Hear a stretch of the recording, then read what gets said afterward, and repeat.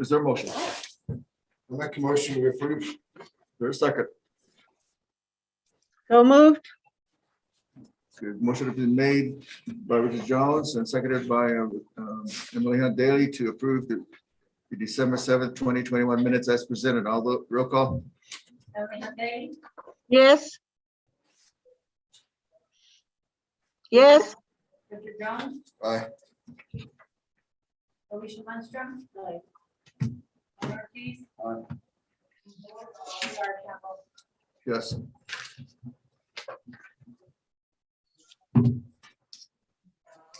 No recognitions? Yes, sir. Mr. President, Board, we do have recognitions this evening. So we have a lot of students doing a lot of great things throughout the district. This evening, we asked each of the school sites to bring forth one of their students who is experiencing some success at this point of the school year. So with that, we have several students to be recognized this evening. So Great. do you have a order for these or?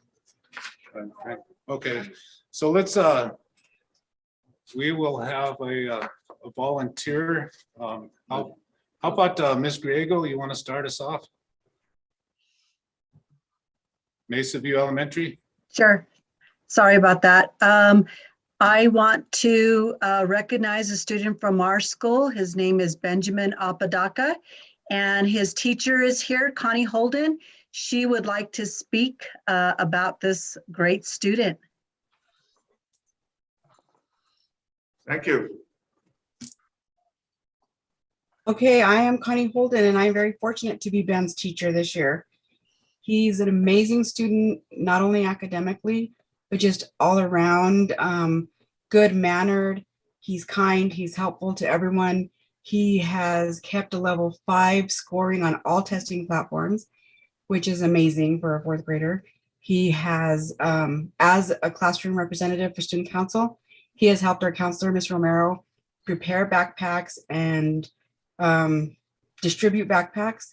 And he always has a kind thing to say when he comes back from helping her, whether it's about the students he's given backpacks to or the other students who he is working with to distribute.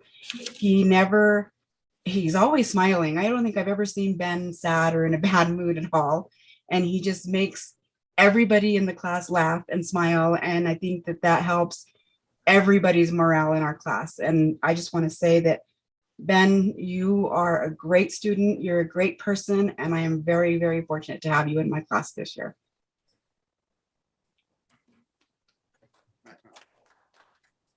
Thank you. Thank you. Yeah, congratulations. We'll have certificates for each of these students this week. Next, I'd like to ask Cubero, Cebolleta, Ms. Martinez. Good evening, Board President, school board members, and Mr. Perez. My name is Monica Martinez, and I am the principal of Cubero and Cebolleta Elementary Schools. I'd like to recognize a student from Cubero Elementary. Reina Lemos is in the 6th grade. She won the school spelling bee and will be representing Cubero in the district spelling bee. Her teacher, Miss Archuleta, said this about Reina. Reina is a hard worker. She always turns in her work on time, even now that we are virtual. She is always willing to help others when asked. She comes to class prepared and ready to learn. She is one of my top students and will always look for the opportunity to correct any assignments when needed. Reina is self-motivated. When she completes one assignment, she is ready for the next one. She goes above and beyond and exceeds expectations by turning in exceptional work. Reina has been such a joy to have in my class, and she's a wonderful student. Next, I'd like to recognize a student from Cebolleta Elementary. His name is Jude Agda, and he is in the 3rd grade. He won the school spelling bee and will also be representing Cebolleta in the district spelling bee. His teacher, Mrs. Gina, is proud of his achievements in the classroom. Jude is scoring proficient in ELA on Illuminate and advanced in math according to Illuminate. Jude is a good citizen and is always willing to help others. I am so proud of all my students, but these two students have really stood out this year. I'd like to thank them for their hard work and determination, and I also like to thank their parents for their support. Thank you. Thank you. Next up, I'd like to ask Misty Arman for Milan Elementary. Good evening, everyone. Our student that we would like to honor tonight is Miss Lauren Gonzalez, third grade in Miss Vanessa Marcus's class. Her teacher was unable to be here, so these are her kind words about Lauren. Lauren is hardworking, works very hard to stay on task, and is diligent in doing her best job in completing all her assignments. She strives to accomplish her goals daily, quarterly, and her curiosity keeps her learning. She enjoys helping her peers and always gives great compliments on a job well done, not only to her peers, but to her teachers as well. She is very polite, kind, and an all-around great student. And she is the sweetest and just brings sunshine to everyone she's around. She will make you happy no matter what. And I have permission to share her beautiful little face from Mom. Thank you, Lauren. Next up, Laguna Acoma Mid High School. Mr. Sanchez. Board President, members of the board, Mr. Pettis, thank you for this opportunity. We always like to have start off with a great spirit of the students. So I'm going to allow a very energetic and great addition to Laguna Acoma this year, Mr. Brandon Gonzalez. He's done some research and got some information for about our student, and he's excited to present to you today. Good evening, Mr. Perez, board president, board members, and all of our staff and community members. My name is Brandon Gonzalez. I'm one of the student success advisors here at Laguna Acoma Middle School, High School. And when Mr. Sanchez first talked to me about this student recognition, I was not sure where to start. We have so many great students that deserve recognition here at Laguna Acoma. So I went and I spoke to all of our teachers, and they too were at a loss of choosing just one student to recognize. But after much discussion and much debate, it's my pleasure to introduce to you all Ms. Leticia Marquez as our representative for Laguna Acoma High School. Leticia is currently ranked first in her class with a 3.832 grade point average. I have only been working with Laguna for this past school year, but feel that I have been able to build rapport with the staff and students there. During my time here in Laguna Acoma, Leticia has displayed great talents, not only in her academics, but with her work ethic and her personality as well.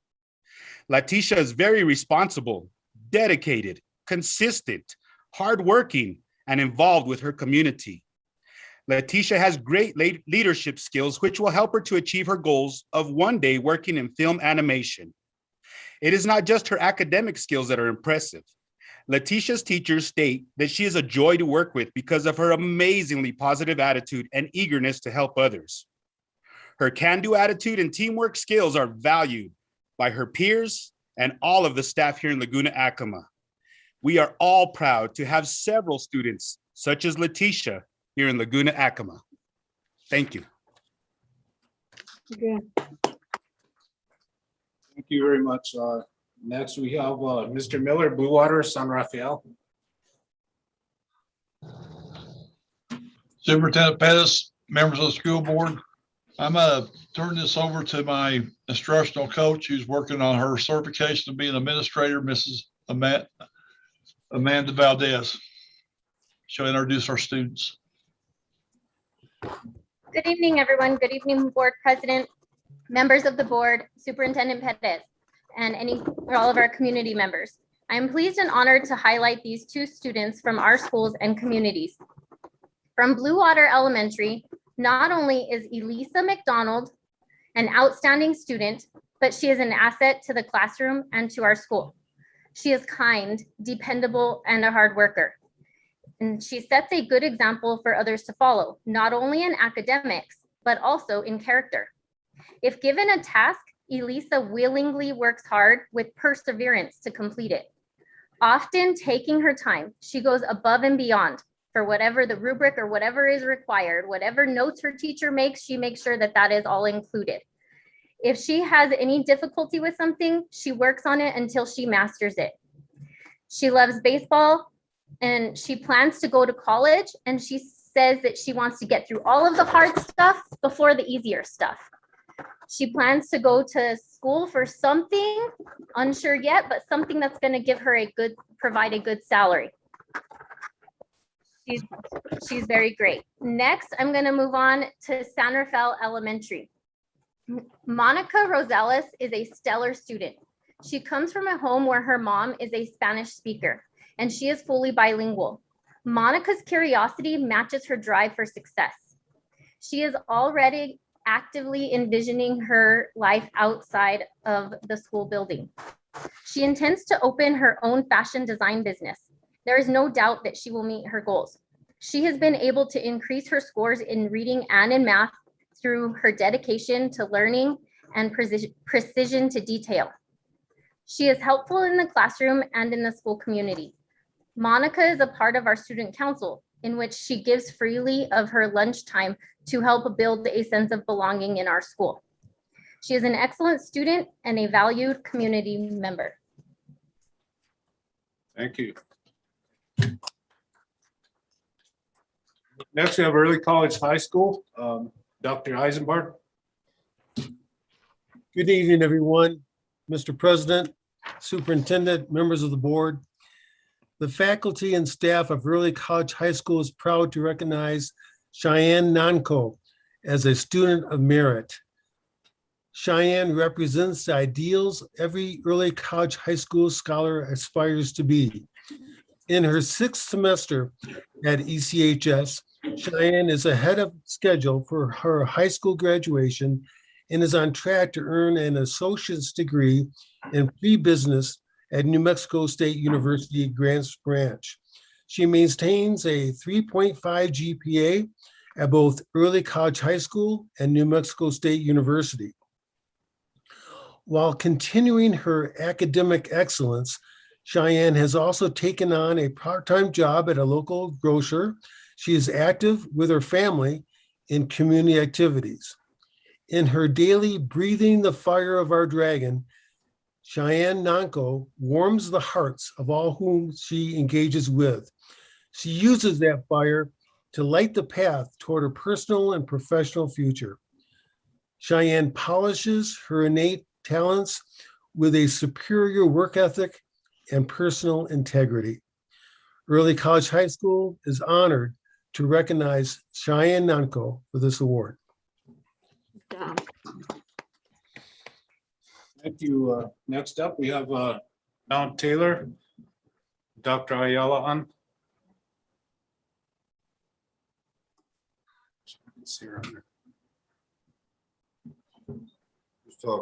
You're muted, Miss Garner.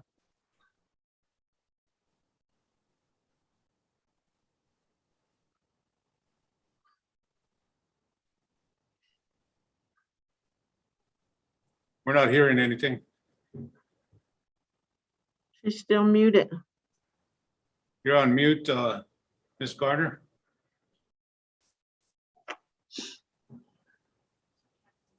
You can't unmute. I made her co-host, sir. Okay. There. There we go. Thank you, Sir Delton. I appreciate you. So good evening, Mr. Perez, school board members, and the Grant Cibola community. I'm Karen Garner, the assistant principal at Mount Taylor Elementary. I am excited and honored to introduce the student we are recognizing here at Mount Taylor. We're recognizing Jamison Lamb, a 3rd grader who has demonstrated respect, responsibility, caring, and citizenship. Jamison has also demonstrated compassion towards other students in crisis on multiple occasions. We are happy and proud to recognize his growth and value as a member of our learning community. Congratulations, Jamison. Thank you. Next up, we have Grants High School, Mr. Widener. Good evening, Mr. Superintendent, Mr. President, members of the board. It's my honor to introduce a teacher that's going to introduce our outstanding academic student. We did decide that with tonight's conversation being about the senior class, the class of 2022, we wanted to recognize the senior who has the highest GPA, who's currently #1 in the class. So at this time, I'd like to turn the floor over to Mrs. Valerie Hobbs and let her introduce our special student. Hi, thank you, Mr. Widener, for that introduction. And hello to everybody out there, Mr. Perez, school board member, school board president. I am honored to introduce to you Grants High School's top student, a student with whom I have had the privilege of working with since he was in the 5th grade back at Mesa View Elementary, and whose unwavering determination was evident back then as it is now, looking back at his excellent academic record in high school, with an above 4.0 grade point average throughout his high school years. And a student whose potential is matched only by his poise and humility. Mr. Bratzel, you don't have to be modest here, because I am genuinely and graciously asking my colleagues and friends here to help me by honoring you, GHS's valedictorian for the class of 2022. Colton Bratzel, will you please accept our most sincere congratulations?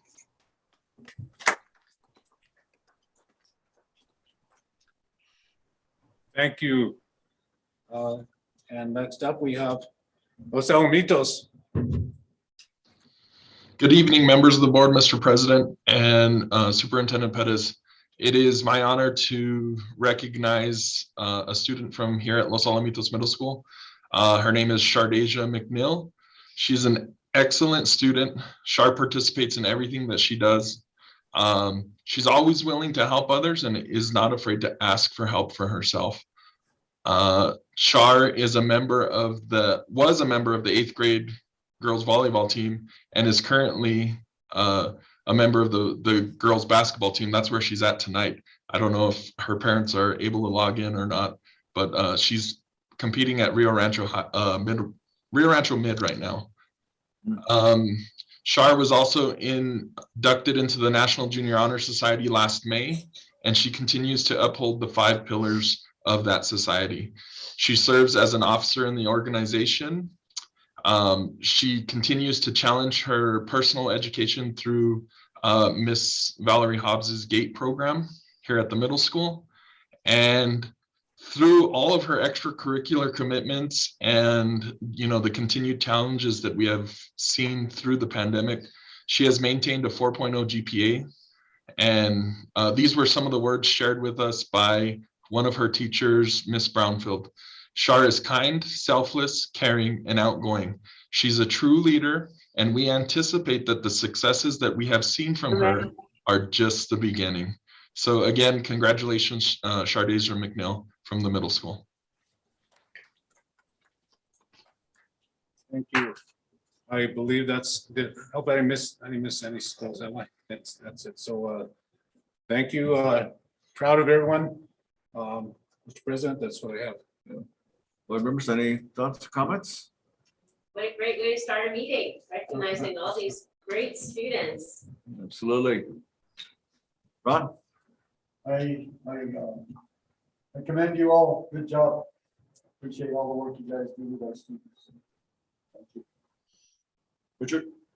Oh, just the same. I just always like to hear positive, and it makes me feel good that they're that we're pursuing success. Absolutely. Emily? As a teacher, I always tell my students, you can never go back and redo high school. You can do college, but you never can do high school. So you students that are making the most of your high school or elementary years, good for you. That's where the success starts. And just keep up the good work, and I'm sure that you're going to reach your heights of success. So good job, young ladies and young girls or young boys. Thank you. Thank you very much. Schools, I can see some people that I know for some time. I extend our appreciation to the faculty who are working with these students. They are equally as excellent, and we hope for continued success for all of these students. And we will be looking forward to more stories about great students who are enrolled in our school district. Thank you. Thank you very much.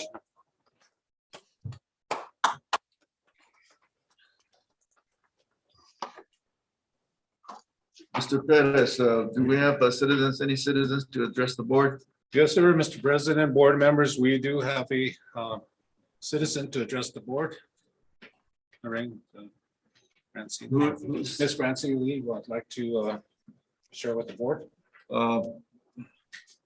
Francie Lee, as you know, the board has some time limits, and we would ask that you do your best to communicate your message to us in that time frame. We welcome you here to speak on your behalf on whatever is of interest to you. Francie? Thank you. Good evening, esteemed board members, Mr. Pettis, and the community. I thank you for your time and consideration this evening. I would like to begin by sharing how much I appreciate the effort by the school district to keep the students in the schools in person this year. My son's year in 6th grade has been quite a change getting back to normal school activities.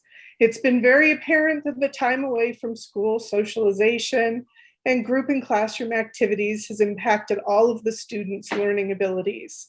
I've had many conversations with teachers and families alike about how all of the students are doing with the schools being back to normal capacity. There's been a resounding amount of confirmations that kids have been having a bit of a struggle getting back to hands-on learning and keeping on task with all of the distractions of 20 or so kids in the classrooms. While learning and teaching have certainly changed over the last couple of years, it's very clear that in-person learning is absolutely the best way to go. I am here to applaud the fact that children are in school in person and to request that the district continue with the school by school only as needed short-term virtual learning protocol. I would like to emphasize that our children and students have had more than enough screen and virtual time. And as we all can certainly agree, in-person learning is the best way to educate our children. Thank you for working diligently to keep the students in person in the schools. And with that appreciation being said, I would also like to bring up the current mask protocol. I'm very aware that this is a hot button topic. I would urge each and every board member, as well as the superintendent, to research the negative effects masks are having on our children. Last year, with my son's pediatrician's request, my son was able to wear a shield while seated at his desk and would wear a mask anytime he was up from his desk. This request made due to his asthma. This year, he has not been afforded the same permission and has struggled with having to use his inhaler more frequently, with the big concern being spreading the virus by coughing and sneezing. The shield was providing adequate prevention of spreading while seated at the desk. We are all aware of mask protocols at restaurants. Patrons are able to remove their masks immediately upon being seated at their tables. Perhaps this could be looked at as a possibility for classrooms and our students once they are seated at their desks. I believe this is a workable possibility. Perhaps there is a solution by giving back the decision to the parents and guardians for what they believe is best for their child or student. I know this has been mentioned before, but giving back the choice to the parents and guardians seems to be the smart and right decision. Parents should be allowed the basic right to choose if they want their child to wear a mask. I believe there could be a waiver created allowing the district to be held harmless or whatever the district's attorneys deem proper in order to give back the choice to parents and guardians. The waiver consideration has also been mentioned before. You could even go as far as creating a waiver for staff, families, students comprehensively. I call on you, the board and superintendent, to look into a way to implement giving the choice back to parents and guardians, or at the very least adhering to what doctors and pediatricians are requesting for their parents' health. And lastly, I would like to inquire about what the district knows and or is planning about the vaccine mandates? Will the district continue allowing parents the choice to vaccinate or not vaccinate for COVID while allowing the child to still attend regular school? This obviously is also a very controversial topic. I am aware that the GCCS policy for staff is that they may choose not to vaccinate, but must then submit to regular testing. Is this a path that students will soon have to follow? What does the NMPED have to say about this issue? I was not able to find anything on the PED website nor the GCCS website about the direction the vaccine mandates for school-age children are headed. Will you, the board, superintendent, and GCCS district please make known the vaccine policy and any possible news the New Mexico PED has about vaccine policies regarding students? Would it at this time also be beneficial to conduct a survey about mask wearing and vaccine protocols? Ms. Lee, thank you very much for your time. Yes, I appreciate that you allowed me this time, and I appreciate all you all are doing for the students in this district. Thank you very much. Thank you, Francis Lee. Appreciate that.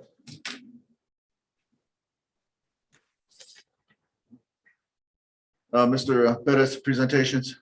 Yes, sir, Mr. President, board. Next, the first presentation, it's the season to start looking into graduation and working towards graduation in the most effective way possible. But this time is when we start to like to hear about the successes and the challenges that we're facing as we move towards graduation this year. So with that, I'll turn it over to Ms. Sanchez. President, members of our Mr. Pettis, tonight for the presentation we have This one. we have our two high school principals that have students to be graduating early college high school for us 1 year before they'll have students graduating. First up, we have Mr. Jackie Sanchez.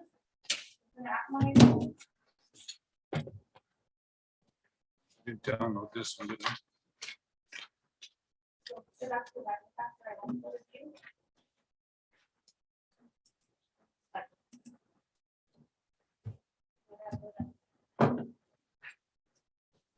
Let me get this out of the way.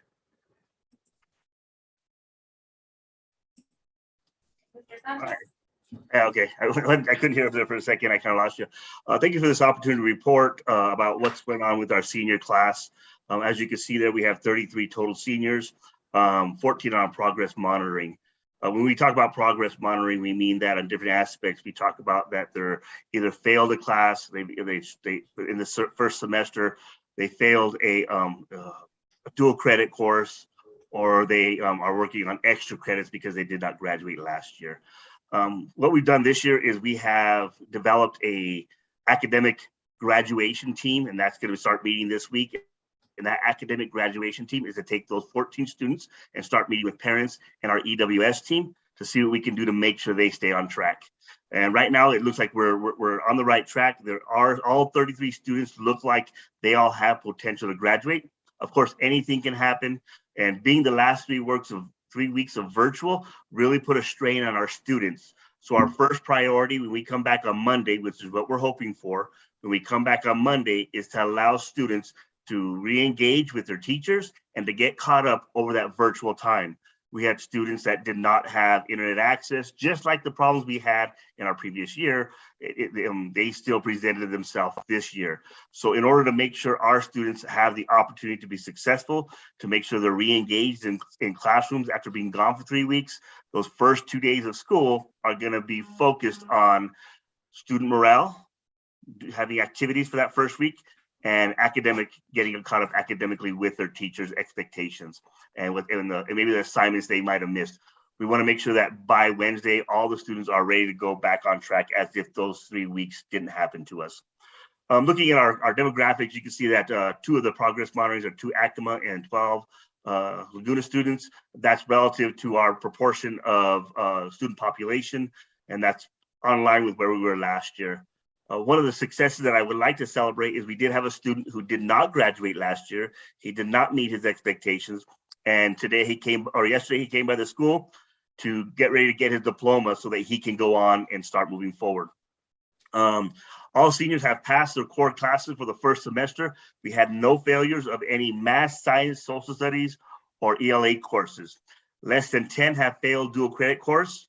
One of the things that we're doing for that is right now our dual credit students work in the lab next to the library. We're going to see about moving those students into the library. They have to use desktop computers because the Chromebooks are not compatible with the NMSU software. So they've been going into that other lab, and just like any other student would do, they're not completely focused when they're working on their dual credit classes. So we're going to try and get computers into the library where the librarian is at, so she can monitor them a little bit closer to make sure they stay on track. And I think that's going to really help them, especially those 10 that have failed the dual credit classes or elective that they have been enrolled in for the current semester. Again, our graduation academic committee is going to be meeting with the students and the parents so that we can make sure that we are successful. My goal is in end of the school year, at the end of this semester, we will be getting out 33 diplomas. I don't want to fall below that number. That is my goal. Thank you for presenting. If you guys have any questions, you guys are always welcome to come by the school, call the school. I'm excited to get the students back in the classrooms and to see their faces again. It gets pretty lonely in my office. And even though I do enjoy my adult staff, that's not why I do this business. I do it because I love the kids. Thank you. Board members, any questions? I'll wait till the next one. Mr. Pettis? Yes, sir. We have Mr. Wagner. Good evening again, everybody. It's my honor to talk about the class of 2022. Within the cohort of the class of 2022, there are 177 students.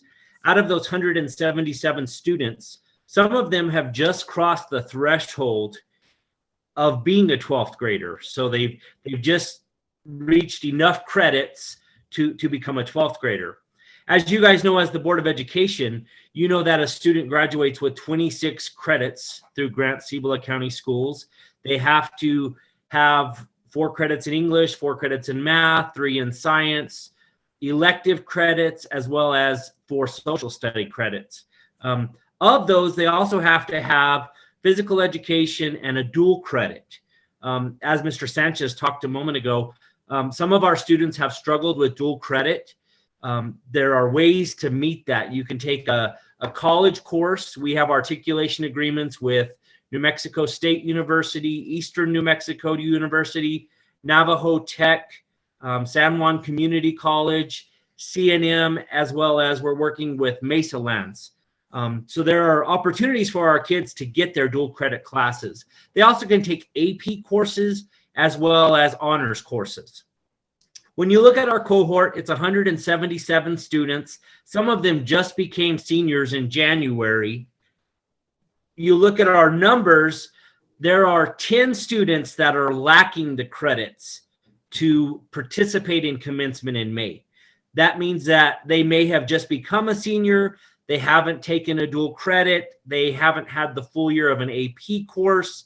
And so we're working with, in December, we started working with those students' families to let them know, hey, you know, your student is not necessarily going to be participating in commencement, but our goal is for your student to graduate in the summer and to earn their diploma by taking a college class in the summer or earning the additional credits that they need with the extended school year. My goal, you see there that we do have 45 students that are on progress monitoring. My goal is for those 45 students to be successful. We do want to give out 167 diplomas at least. The students that are lacking credits, we're giving them opportunities. They're taking courses on Edgenuity. Unfortunately, our universities, our post-secondary partners are not allowing enrollment at this time because they're in the spring semester. And so some of those kids will have to get their dual credit in the summer. But my goal is to have 167 graduate successfully. The month of January, I've been meeting with families. I had 5 meetings today with families. They've come in and families come in and we talk about what their students need to graduate, what they need to complete through Edgenuity or through face-to-face instruction. And so we're having those conversations with parents so they know their kids are on the bubble and we're trying to pull them into graduation success. There are 11 that will need extra time to graduate into the summer, and 49 are currently in credit recovery classes, meaning that maybe 9th grade year they didn't pass algebra, and so they're taking a computer class in our credit recovery program. They're working on Edgenuity to make up that algebra credit. And so we're trying to make sure that they're getting everything that they need to be successful with those 26 credits, as well as the dual credit requirement. And we do have a team of SSAs. For the first time since I've been at Grants High School, we have an SSA for each grade level. So we have 9th, 10th, 11th, and 12th grade SSAs, which stands for Student Academic Advisor. And the SSAs are working with the students, helping them know what they need to take and making sure that they're in the correct courses. And then my job is to communicate that to the families. Thank you. Board members, any questions? Comments? Mr. Jones? First of all, Lane, Jackie, I appreciate your presentation. Thank you guys so much for giving us some data. Secondly, why in the world is race relevant in this? Why in the world would we break them down as Acoma, Laguna, Navajo, Caucasian, Hispanic, and other? Don't we want everybody to succeed regardless? I mean, let's see, my oldest daughter, she's half black. She's in the top 10 of her class. Where's she on this chart? I got nieces and nephews right now that are half Hispanic, half Caucasian. Where are they in that chart? I had other nieces that came through that were quarter Navajo, quarter black, half Caucasian. Where are they in there? And why in the world is that relevant? Why are we segregating? Aren't we at a time in the world in 2022 where success is what we're after, regardless of race? That's crazy to me that somebody is asked to break this down by race. I'm going to tell everybody on this school thing, I want your kid to succeed regardless of what their race, and I don't know why in the world we would make that. I don't know why would we ask for this broke down this way? Don't we just want them all to succeed? There's my question. I'd love an answer.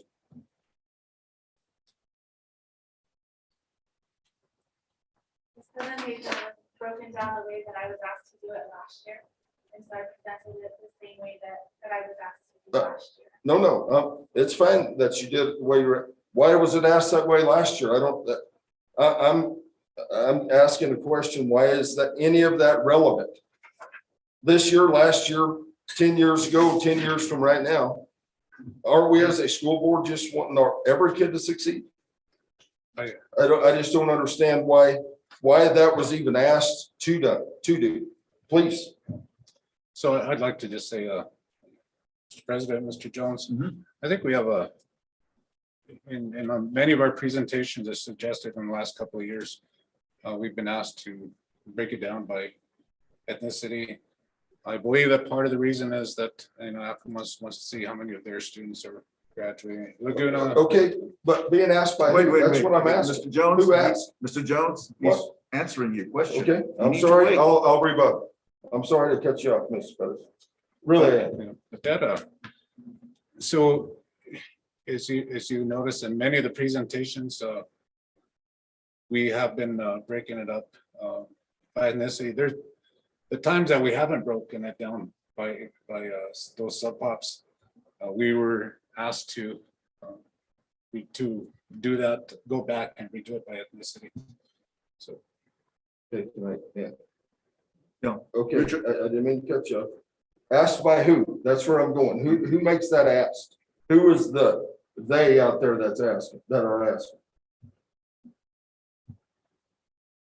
But some of our fellow board members,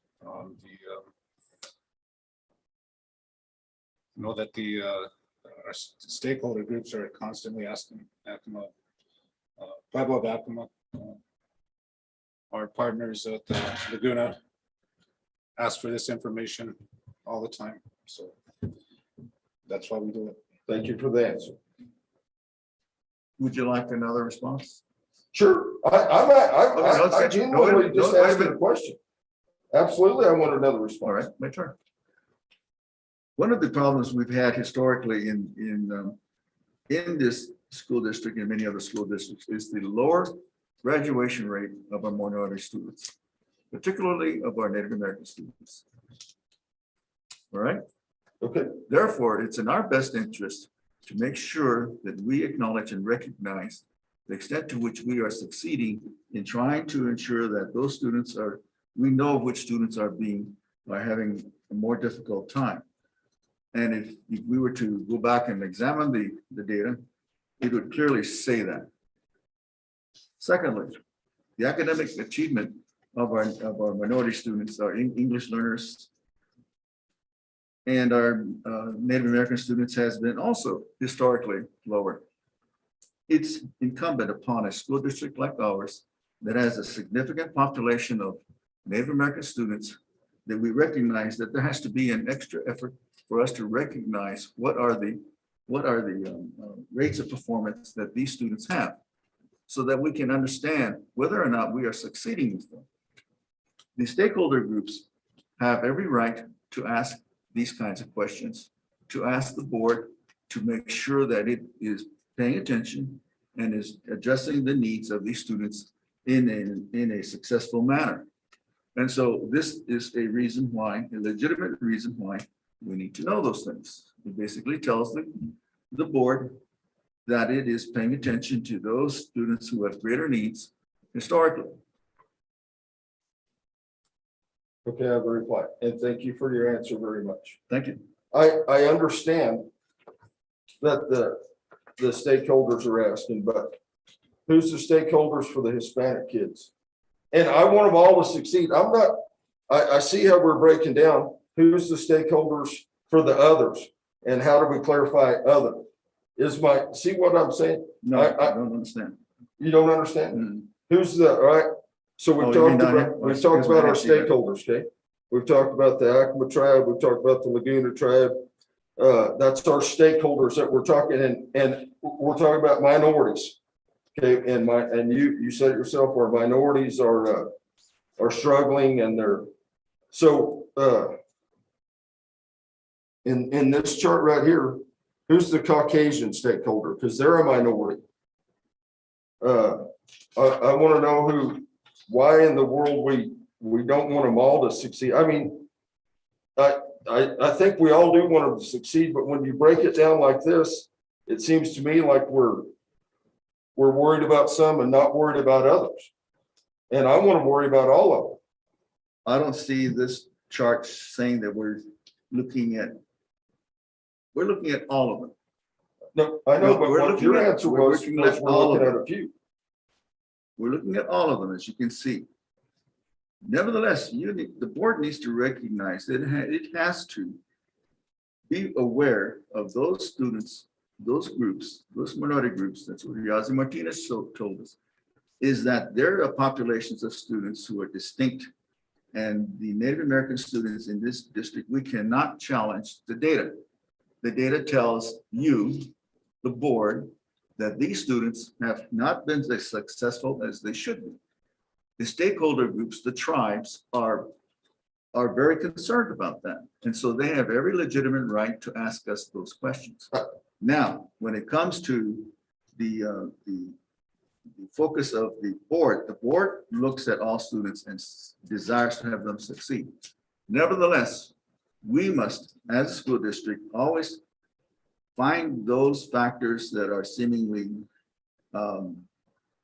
those factors or those characteristics that are causing them some greater difficulty. We don't understand entirely why this is the case, but we certainly need to examine the data so that we can do something about that to ensure that there is a fair opportunity to succeed for all students, and in particular those students who have been underachieving historically. And it's difficult for the board to understand why we would not be able to recognize that there are these kinds of needs by these populations. And if we need to provide additional services for students who are at risk, and these are populations that potentially are at risk, then we need to do so. Once again, the data says in our graduation rates, historically in this school district, that the Native American students, the English learners, do not pass, do not succeed as well as they should. Not all of them are graduating. It is our responsibility to make sure that we pay attention to those groups that seemingly have that difficulty and try to work to improve our programs to accomplish, to ensure that they all succeed. And that's what is our goal. The board's goal is to ensure that all succeeds. That is what we say. However, we need to pay attention to those who do not. And that's the point. You know, the comment that I wrote down, and I hear we're going with this to our principals. My comment that I wrote down in the beginning was just make sure that all of our students are on track to graduate. And that's what has to happen. Just make sure that they're on track and make sure that they all graduate. And that's a comment I wrote in the beginning. I just thought I'd throw that out. And at central office is where we pull these numbers apart. So the numbers that were given to us by both schools were total numbers. And then we broke it down. Thank you. Thank you for everybody for their answer. Now, if this was an issue that you wish to have the board address, we can do that. No, it's just, I just wanted an answer. I mean, I don't have any problem with discussing it in the future. No, nor do I. We talked about all right, you talk about minorities. Well, there's 66 Native American students, 64 Hispanic students, and 33 Caucasian students. That's right here on this. Which to me, again, none of it is relevant to success. I want them to succeed totally. Or I want the whole total of them to have the same opportunities to succeed. I just, like I said, I've had a couple kids that are in the other column. I don't understand why it's relevant. I want them all to succeed. That's all. And I wasn't here to pick a fight. I just don't understand. I still don't understand that some people have stakeholders that are for them and then the other groups don't have stakeholders that are for them. I thought we were all in this group, were stakeholders for all of them. I thought we were advocates for all of them. And this seems to me like we're portraying that maybe we're not advocates for all of them. That was my question. And you all answered them and I appreciate it. Again, I wasn't trying to pick a fight. I just don't understand some of it. I'd just like to add, so board understands that we can, with the data, we can separate, break it up however we like to. We can break it up socioeconomic groups, however, many different ways. I think it's been relatively typical, not only of our district, but a lot of districts, and especially New Mexico, to address the gap. It's historically been the gap with it's very obvious when you look at the trend data for the last few years that the Native American Hispanic groups have been not performing as well as the all students groups. And I appreciate that. I just think there's the ones that are going to graduate and those that aren't, and the ones that aren't going to graduate, we need to help them so they can. And we move on. I didn't mean to dwell on one. I didn't mean to pick a fight at all. Thank you. I have something to add. One moment. I can't tell. Who is it? No, she's a teacher. We're not able to have any guests participate. Thank you. Mr. Perez. Yes, sir, Mr. President, board, if I can move on to the next presentation. The next presentation is from Academic Services Department on some student performance initiatives that we have going on throughout the district. Ms. Sanchez. Where we at? Oh, okay. Thank you. This one.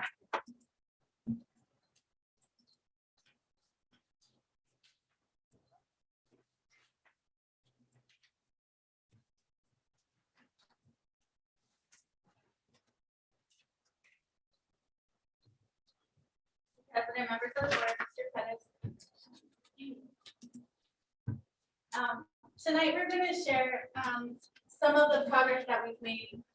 This roadmap you've seen before, and I'll go through it quickly, but then I want to share with you some of what the perspective is from the campus level. And so as a team, we developed a district learning plan and a protocol for examining student work. We took that through the professional development cycle with the DLP and the ESW and all of our teachers and our instructional coaches. We implemented examining student work into all of our PLCs, which really took them and structured them. And we assess our students quarterly on the standards that we teach every quarter with the district learning plan. And we look at those results and we intervene as necessary.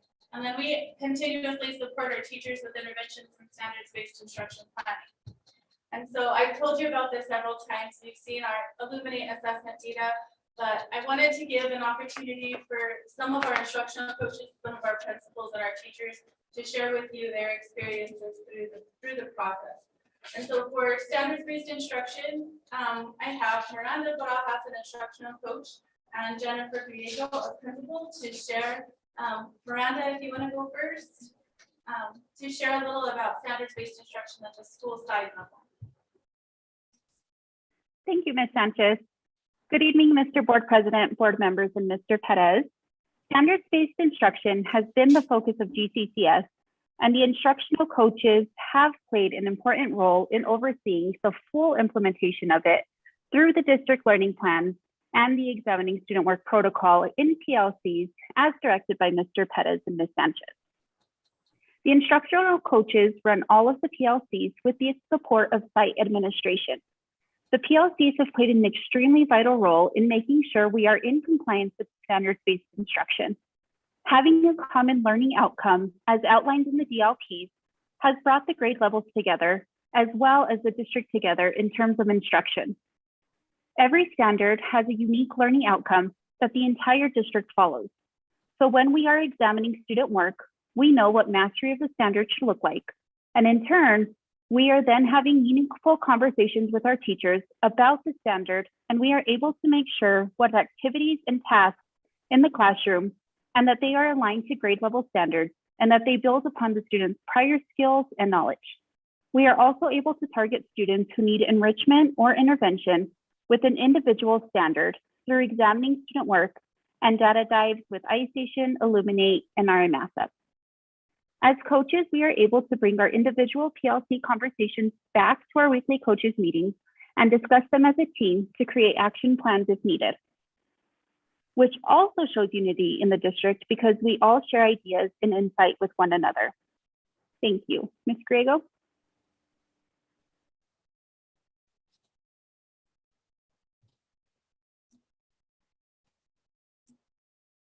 Okay, thank you, Miranda.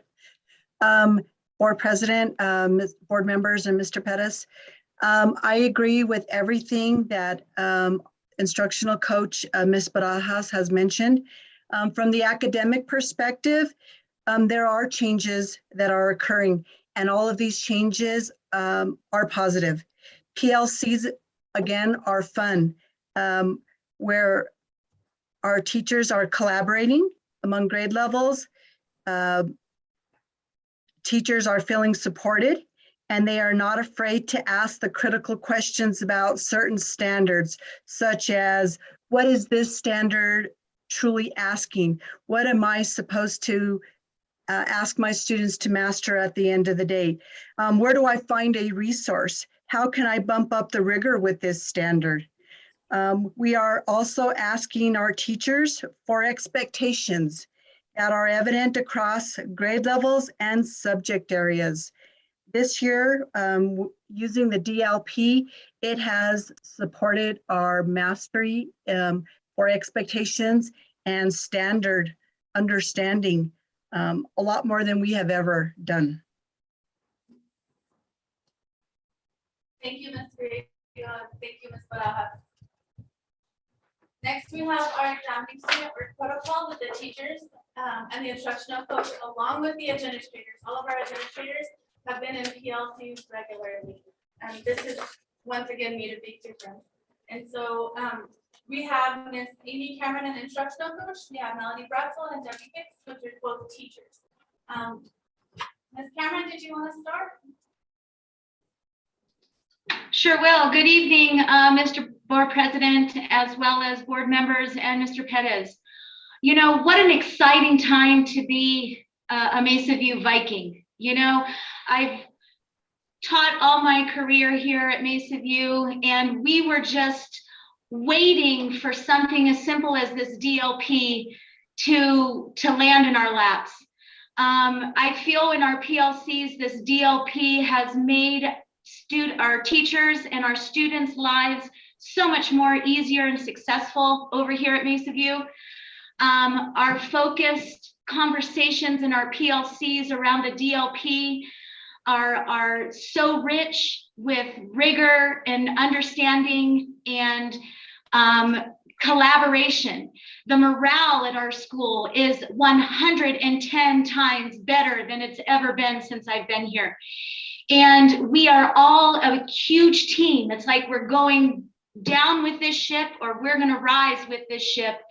And, you know, all the success comes directly from the teachers who are about to talk right here. These guys truly are the stars, the navigators through the standards. But as you listen to them today, I think you're going to realize that the district is finally going in the right direction with keeping our teachers happy and having our students successful. So Ms. Melody Bratzel.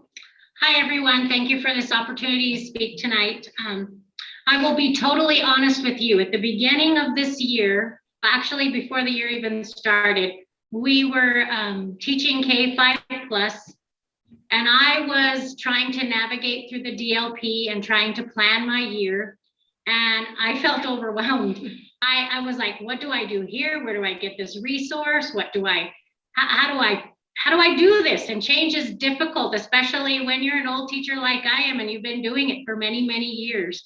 And so at first I was overwhelmed, but as I worked through it and as I made sense of it with myself and talked with my colleagues and talked with my instructional coach, I must say that I am now a believer of it. My teaching is more focused. I know exactly what I'm supposed to be teaching my kids. I'm not going into third grade curriculum or going down to first grade. I'm sticking with what I have to do in second grade and making sure that my kids have a solid foundation so that they can be successful in the next grade. And that I have seen, that has been the greatest change that I've seen in all of these years. So my instruction is more driven, data driven. When we go for our PLCs and we talk with our colleagues, and it's so refreshing to get ideas from other teachers and new things that I can try. And maybe they look at an assignment that I've given a different way than I do. So it's good to hear what they think of it and what the instruction that they give me and the ideas that they give me help my students in turn. And it's really exciting to have an activity and for your students to do well and then be able to go and show it off and be proud of the kids and show what they've done and show our successes. So as a what word am I looking for? I was very worried at the beginning of the year. That has all passed and I'm on board and my kids are doing well. And after all, that's what we're here for, is for our kids to be successful. And I've seen that. Thank you. Good evening, everyone. Thank you for allowing me the opportunity to speak this evening. I'd like to speak in regards to the DLP as well. Like Ms. Bratzel, I was kind of skeptical at the beginning, but once we delved in together as a team, it was easier to understand and see what it was that we needed to do for us, our instruction, as well as how to reach the children. PLCs are amazing. We share work with each other. We critique in a helpful manner. The other staff members, as well as the instructional coach, the principal, the assistant principal, everybody's got input, everybody's got feedback. And like Ms. Bratzel, I just love what I can take away and use everybody's ideas. As educators, I think we can all agree that we take from one another into our toolbox of our bag of tricks, as we call it. And it's just wonderful. For my experience, in third grade, we started taking the IMSSA assessment this year. And I am just completely blown away by the significant gains from the kids, both in ELA and in math. We got our middle of the year and beginning of the year data when we got back from Christmas break. It was phenomenal. Even though we're not proficient yet, the gains are just impressive. We will be proficient soon. So I attest that to working together collaboratively and sticking to that DLP. Thank you. Thank you all. So throughout the district, we have some very dedicated individuals. Obviously, you can see through the examining student work and the implementation of our DLP, our standards-based instruction that this is our foundation, and our teachers have been working very hard on this. But in addition to all of this, you can go ahead and go to the next one.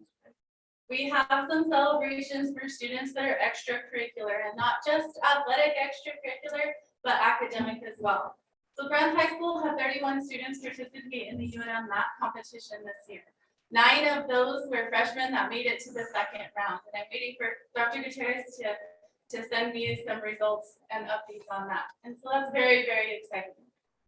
We have Elena Perez and Armando Davila here to tell us just really quick about the Anchors Club and Educators Rising, and they came together to do a book stocking right before Christmas.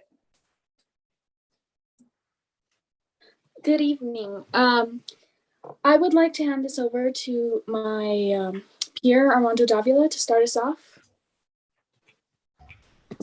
Hello, everyone. Good evening, everyone, the board members. Yeah, so for the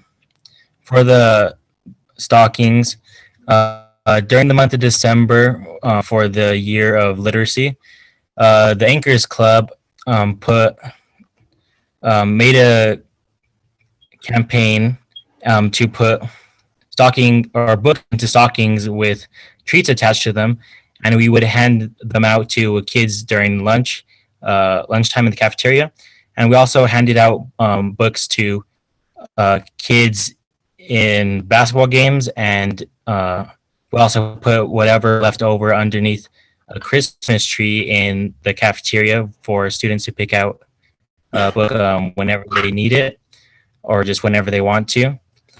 And yeah, for more detail, I'll hand it off to my colleague and fellow anchor member, Elena Perez. Okay, so we had about 14 students total helping out with this project.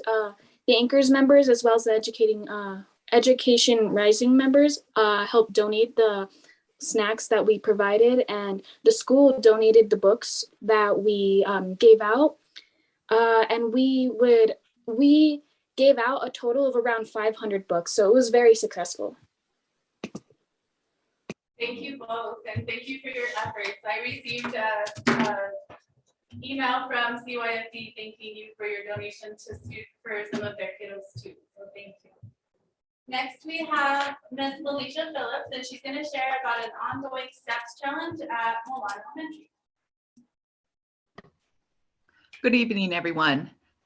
Thank you for giving me a little time to go over our wellness program that we started at our school. I've been doing this program for the past 5 years. I started with nothing, like a little foot, hole punchers. We have a little track in the back of our school. I measured it, and 7 times around our track is 1 mile. So, and this year is the first year we upgraded to the 21st century to have money that we can spend on this wellness program. So the wellness program, the kids are all given a QR code, and as they do a lap around the track, they scan it themselves. And this little database keeps tally of how many laps they do, and it accumulates their mileage. So for the mileage club, I think it's very, very important during these and present times to get our kids moving, especially coming from a PE teacher. I've seen the kids since they were in kindergarten. And when they came back this year, they were so out of breath, and they were just not like how I usually see them. But this year, we slowly started at the beginning of the school year. It's working very well. The kids, they go out there during their recess time, and just a little amount, like 10 minutes of their time, does wonders. And the kids don't know it, but I know how important it is that exercise increases their blood flow in the brain. And it helps them to stay focused and stay alert. I never want them to lose that. As children, I understand academics is so important, but at the same time, I think it's very hard to sit in a classroom. And as kids, as an adult, but when we have that special little time to get the kids moving, health-wise, mentally, everything is just better overall. But I just wanted to share with you this program. And when the kids complete 3 miles, they are given a toe token. You can see a picture with a necklace. And I have kids, I think our highest so far is 30 miles or more. So hopefully, depending on the weather, some of them might reach 100 miles. I have a staff and a student who already accumulated over 30 miles. So I just wanted to share this wonderful program if you have any questions. And if you are thinking about starting a wellness walking program, just email me and get with me. I work at Milan Elementary. Thank you, Ms. Phillips. Next, we have an upcoming event that'll be happening in March. And so Ms. De Los Santos, a kindergarten teacher at Mount Taylor, proposed this idea with a formal proposal. We accepted. And so now, with the help of the instructional coaches, she can explain what's going to happen. Ms. De Los Santos. Hi, good evening, everyone. Good evening, Ms. Perez, the head of the board and the community. I am Isa De Los Santos from Mount Taylor Elementary School, teaching kindergarten. So I'm so excited to present to you the upcoming activity for our kindergarten learners. So this will be the first ever festival for our little ones.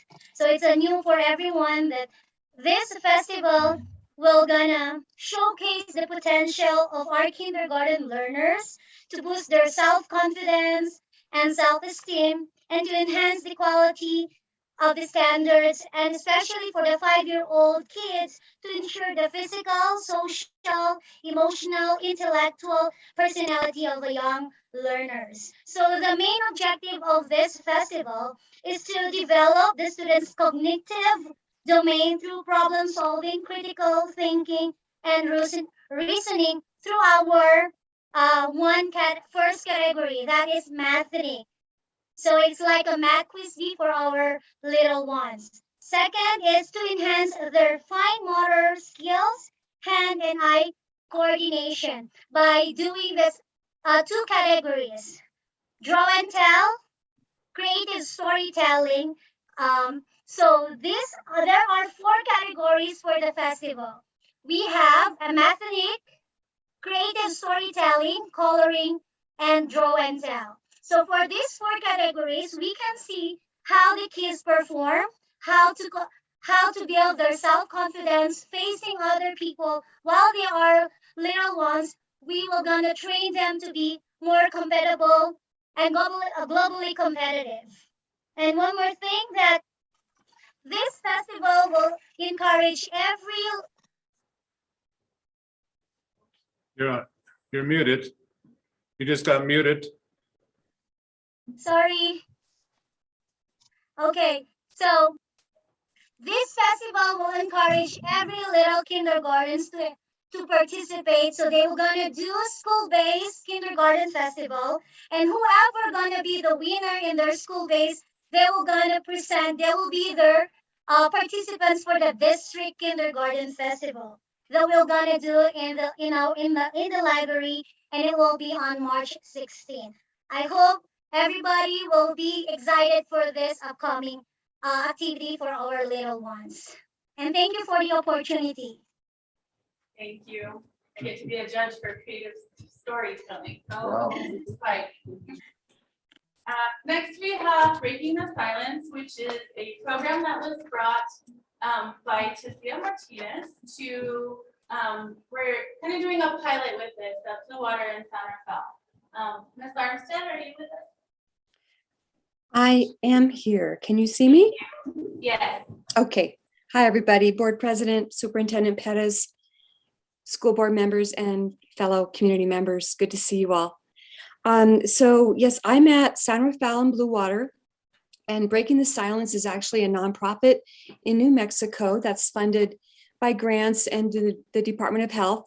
And they actually reached out to us and asked if we'd be interested in providing some mental health psychoeducation for our 4th, 5th, and 6th graders. And so we worked it out where they did present through Zoom. It's mainly volunteers and over in Albuquerque and many retired people. So they preferred to do it through Zoom. And we had each school, the 4th and 5th grade class was together, and then the 6th grade class was together. And that's because the 6th grade curriculum is more based on like middle school, and it included not only some of the core mental illnesses, but information about suicide. And it was very interactive. They were very lighthearted. They had pre and post surveys for the students. They had the students answering questions, and Ms. Tasia Martinez and I were both in the sessions.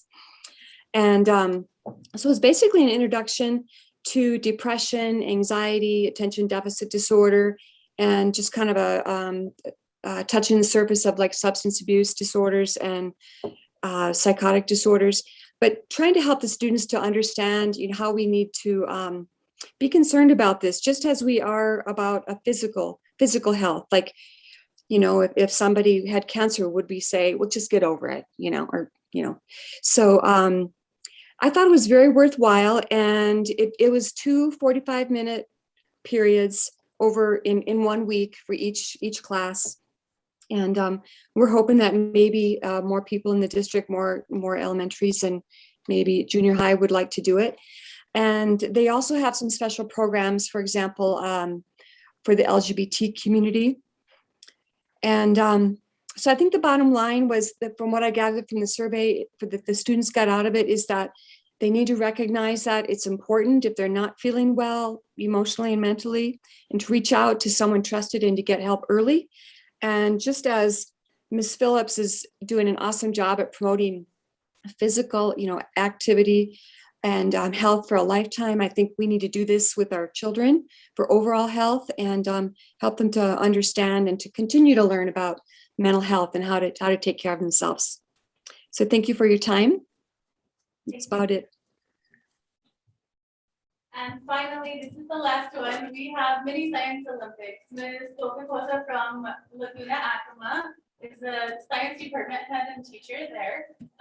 And so she had planned to have this right now in January, and couldn't do it because they were virtual. And so I talked to her instructional coach and principal, and I said, no, we're not canceling this. We've got to postpone. So she's going to tell you a little bit about that. Thank you, Ms. Sanchez. Good evening, everyone. Good morning. Good evening, Mr. President, Mr. Superintendent, the members of the board, and the community members. Good evening once again. This is Arlene Bukikosa, the Science Department Head of Laguna Junior Senior High School. Now, in collaboration of all science teachers here at Laguna Acoma, we plan to bring Science Mini Olympics with the support of our principal, assistant principal, and instructional coach. Yes, it's true. It's been like 2 years. We've been planning to have this, but because of this pandemic, so we kept on postponing. But then instructional coach told us that no, we should not. We have to keep this, and we have to have this maybe by this spring. So hopefully. So Science Mini Olympics, everything is student-led, everything is hands-on, and we will be inviting all our parents, so everything, all our students can enjoy with all the activities, experiments, and hands-on activities we planned. So the objectives of this mini science Olympics is to engage students with fun, hands-on science, technology, engineering, and mathematics activities. Students have to follow scientific procedures correctly, explain the key science concepts behind all the hands-on or experiments, and to apply and innovate the learned science concepts to their everyday lives. So we already have the mechanics and how we are going to have this Science Mini Olympics. The students will perform at least 2 hands-on activity per station, if not all, if the time permits. So we plan to have 4 stations, and each stations should have 3 exhibits each. We have biology, physical science, chemistry, robotics, and engineering. So those are our planned stations. Students will follow the procedures and safety of the experiment, answer the follow-up questions, apply the concepts learned. So we were thinking that this could be our assessment in all the concepts that we are teaching in our students, applying everything that we have in our different science subjects. So our planned exhibits are the following. So this is also in cooperation or with collaboration with the MESA moderators. So we plan to have the following exhibits. We have robotics, we have 3D printing, we have Arduino programming, edible DNA, breathe in and breathe out. We have the hidden color sleeves. We have the soda bottle rockets, the lava lumps. We have the color cabbage chemistry. We have the paper roller coaster, and we have the junk bots. So as of now, these are our proposed science exhibits, but we are still open as to whatever we will see needed in the upcoming activity. So the science teachers are so excited for this to be implemented in the school. So I think that's all. Thank you. Thank you for this opportunity. Thank you. So we have to. Amazing. Fantastic. Board members, any comments? Just thank you all very much for the presentation. Really nice. Excellent. Appreciate you all. Amazing things going on in this district. Just beautiful. We will continue on with our agenda. Would you express our appreciation again to them tomorrow? Yes, sir, we will. This is a remarkable thing. We've not had this happen before, and we want more of this. Thank you, Mr. President. Board? You okay? You're going to- Yes, continue on. Okay, so next up, Mr. President, board is as we've been talking about, the 3-year strategic plan has been in works for several months. And tonight, I'm happy to let you know that we're presenting a draft to you all. And I have Dr. Williams here to share that draft with you. And we will be bringing it up. Mr. Pettis, I have a question on the presentations. We did A and B. Is there C, D, E, F?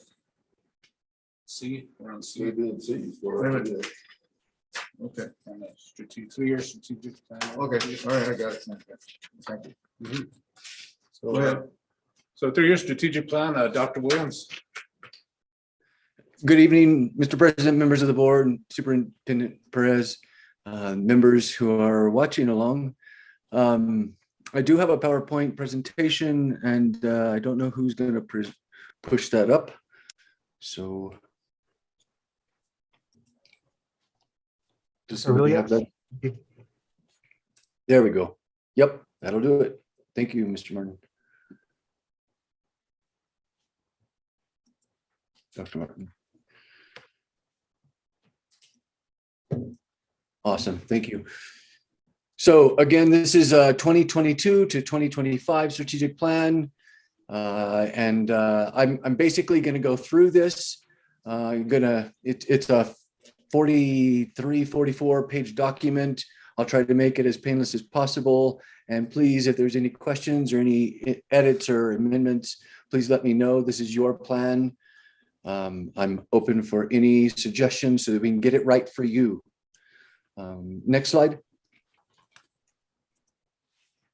So the process in building this plan was basically we reviewed the data, the district data, we collaborated with the stakeholders, and you can see the stakeholders that we worked with, the district leadership, the principals, teachers, students, tribal leaders, business leaders, higher education partners, and the parents. We reviewed and synthesized. We did a review and a synthesis of the district's successes, and then updated the desired outcomes because this was more of an update rather than a whole build. So there was a lot of reviewing and updating. So we did that with the desired outcomes and especially with the critical actions based on collaboration with stakeholders in the meetings that I talked about earlier. And throughout this, I've collaborated with the superintendent and made sure that we're right on target with your strategic plan. Next slide. So in the front end information, and so if the board members would please follow along, we'll go through this. First, you have the front cover and then the basic information of the schools and whatnot, how to connect to the schools. Then the table of contents outlining all the different parts of the strategic plan, the vision, mission, and values. And I'd like to say, what a great mission, every student, every day, building a person for life. From that review that you just listened to, I think you guys are right on track in doing this. It's such an honor to be part of this and hearing what's happening at your district. The next page, page 5, is the members of the board with your photographs that you have sent to me, and we put them on there. Next is the message from the superintendent, followed by a couple pictures. Really wanted to bring some pictures in here. I actually would like to add a few more. I've asked Mr. Sanchez, Jackie Sanchez, for some from his school, just so that we get a little bit more from the Laguna Acoma High School. But you see there's a few there. Then there's the org chart. The superintendent gave me a new org chart this morning, and I have yet to update this, but that will be updated. I think there's just one minor change. So there's your org chart. Next is all your district leadership from your directors, coordinators, supervisors, and principals and assistant principals. I'm currently on page 11 in your strategic plan. They've listed the stakeholder groups and that have provided input in this update for the strategic plan. And you can see really did a wide swath of the stakeholder groups. The next piece there is the longitudinal look at GCCS. And these are the successes and the actions that your district has taken for the last couple of years, from 2020 or 2019 to present.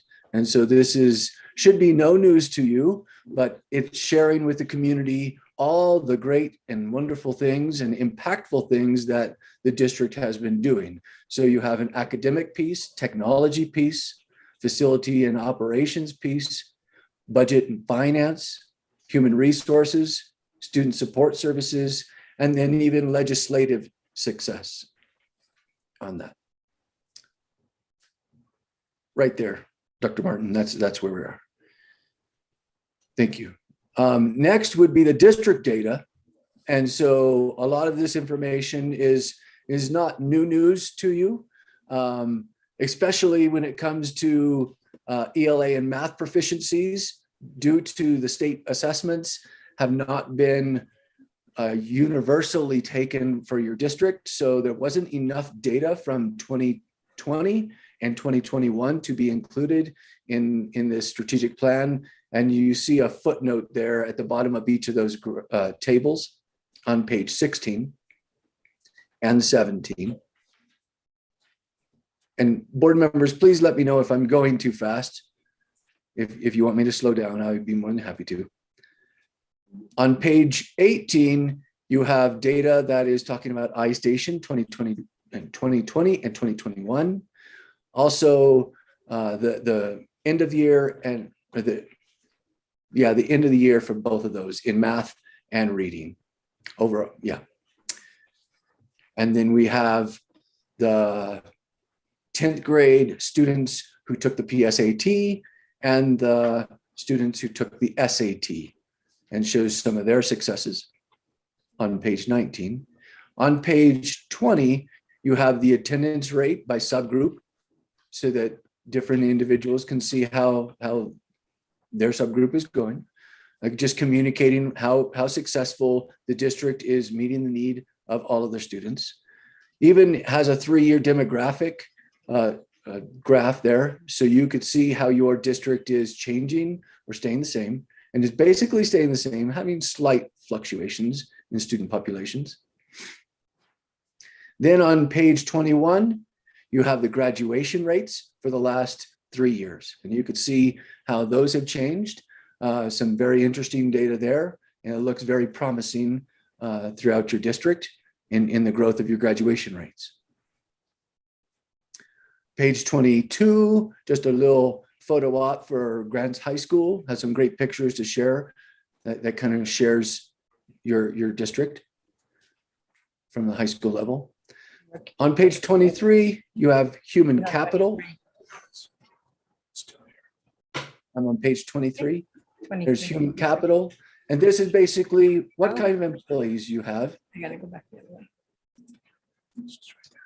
And how many of those employees are in your district. So a total of 530, and I know that's a rough number. I've been working with Lisa Salazar on getting that nailed down, but every time you turn around, there's either someone leaving or someone coming. So that's not a static number in your district. Next, on page 24, you have the financial capital, which I worked with Mr. Maldonado about that, making sure that we have the true numbers, sharing what your district has. And this is going from 2017 all the way to 2021. So everybody can see how the money is being allocated or spent or which buckets they are in. Next, there's community input and basically just how the community input was gathered and processed. And then the focus group synthesis, how that information was taken and brought together.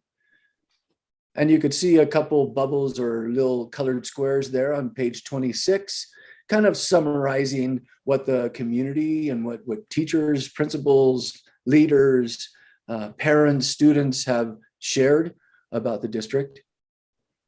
And then the different stakeholders, and I did this last time in the last strategic plan, through the eyes of the different stakeholders. So you have the eyes of the students on page 26, the eyes of the tribal and Pueblo leaders, parent and community leaders, eyes of the teachers on 27. Then you have the eyes of the district leaders and principals and school board on 28 and 29. Then we get to the meat of the strategic plan on page 30. And so we could go to the next slide, Dr. Martin, please. So the three goals. So these three goals have not changed. Remember, this is an update, so it's the same goals, still very valid and very, very important as far as my perspective is, these goals. And so I'm not going to read to you, but there they are. You know what they are. No changes there. Next slide.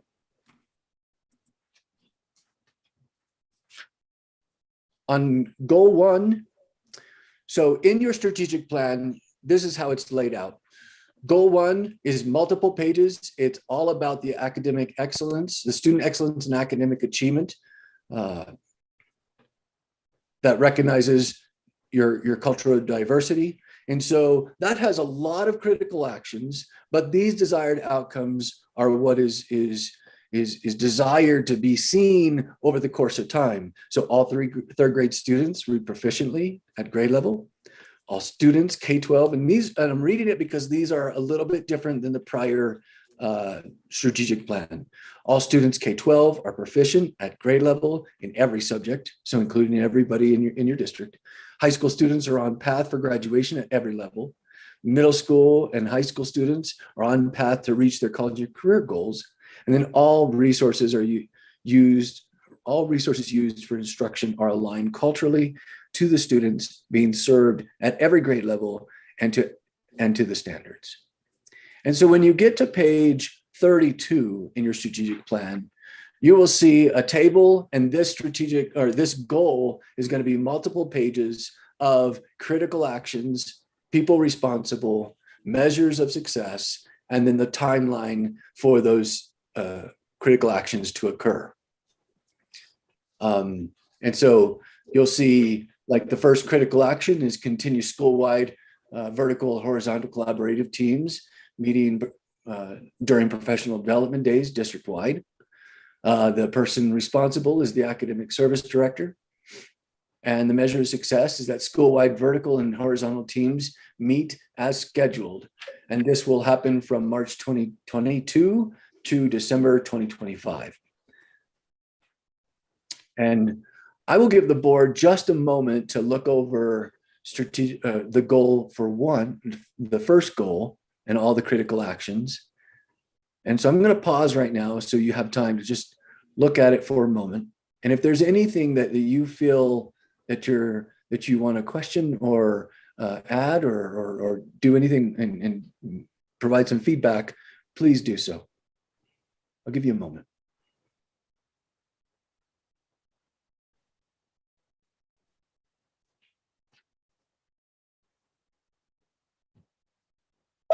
And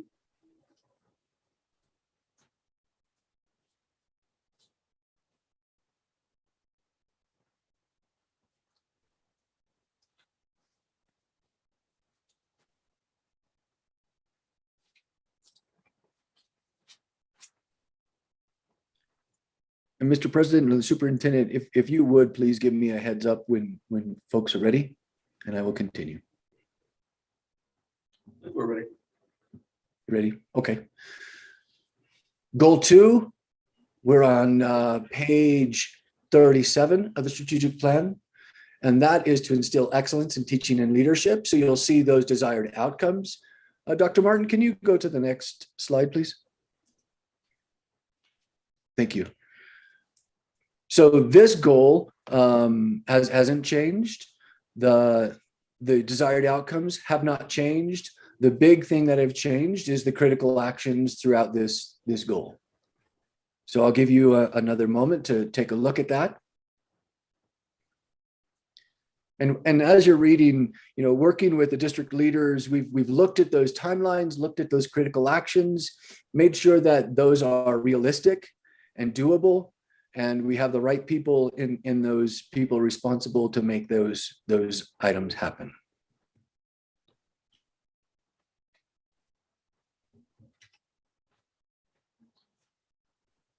And that's a shorter one. The academic one, the first one is the largest. So this is just page 37, 38. Please let me know when you're ready to continue. Continue. Thank you. So goal 3, next slide, please.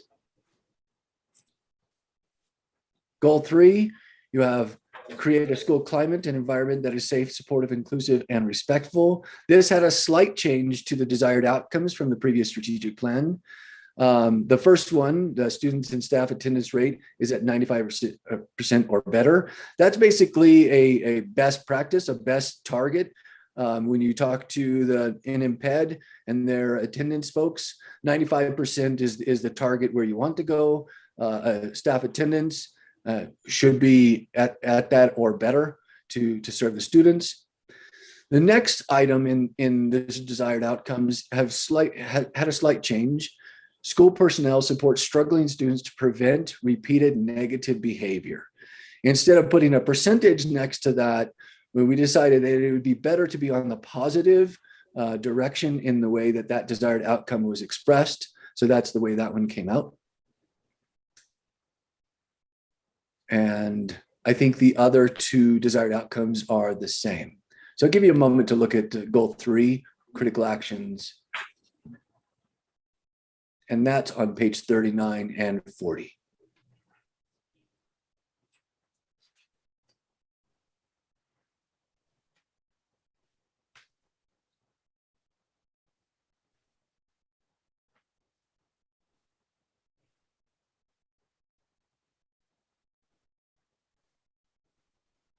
Please let me know when you're ready to continue. Continue. Thank you, sir. So goal 4, next slide, please, is engage our diverse families and communities and student success. These desired outcomes have not been altered from the previous strategic plan.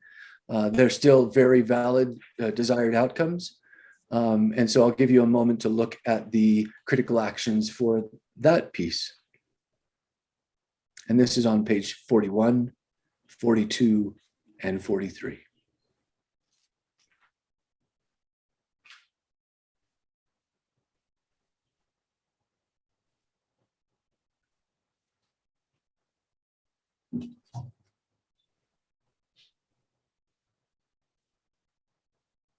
This hasn't changed? Just the critical actions and the timeline have changed, but not the desired outcomes.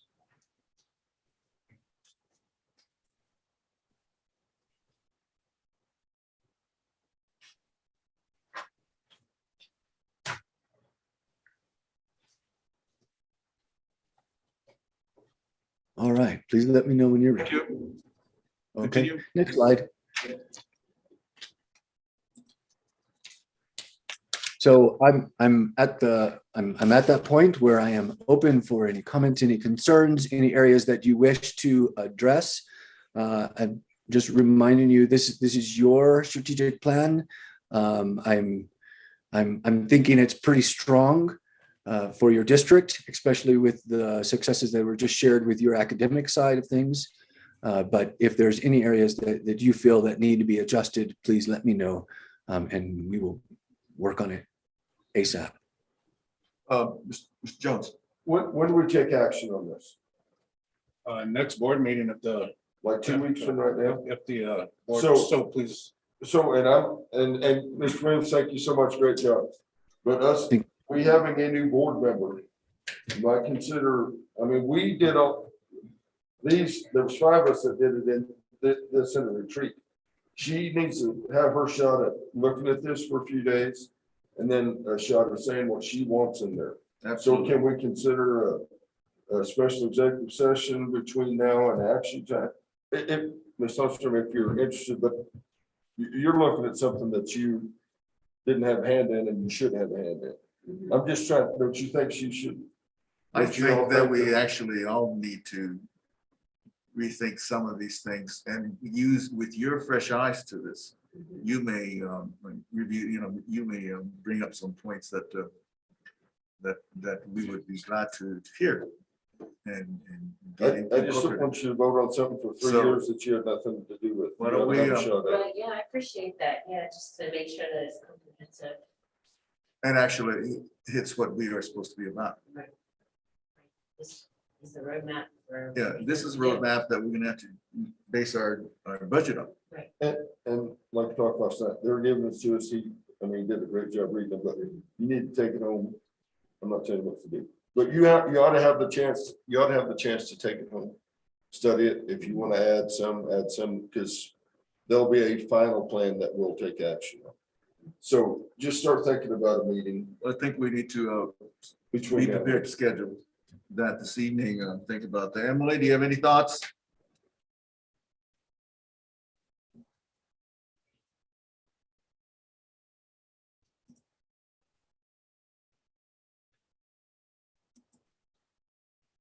What I'm looking at some of these and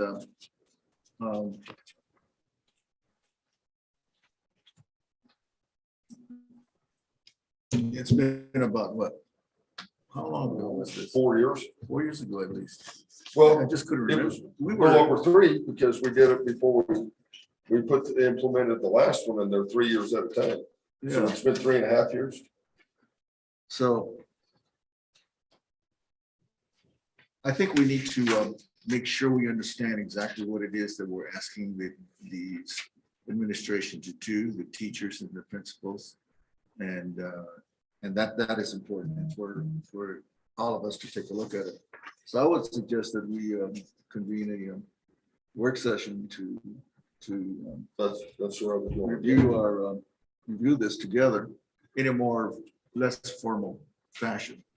So we just sit down, have some coffee over there, and just talk about it and take these apart. And I have a question too, just like, how do we know that we're hitting all of these critical action How will we know? points? Milestones, Right. benchmarks, measurements. We need to go back through it and see, there you go, right off the bat, you already we have some things that we have to remind ourselves about. And that's good. So we may have to rethink how we're going to measure our progress throughout the next 2 or 3 years. On this, some of them may require more definitive, descriptive, measurable things. Others, we may not have to do that, but there may be more behaviors. It may be surveys, information that we collect other ways. But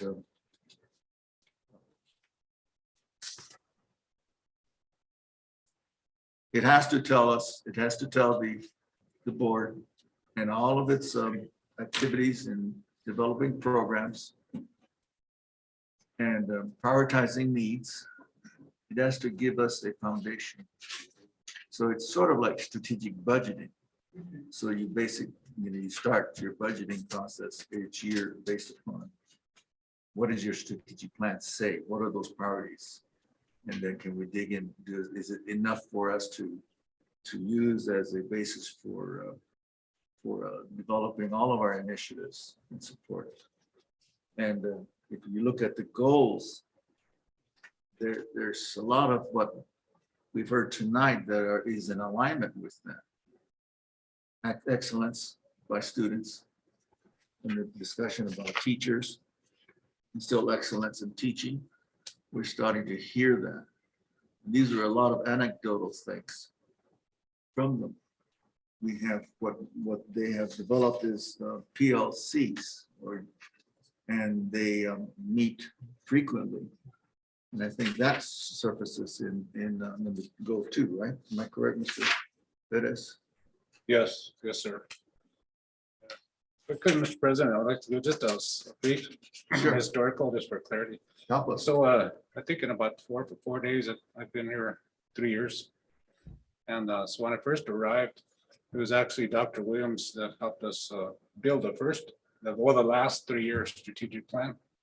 And Renee Sanchez, Dr. Williams helped develop that 3-year plan.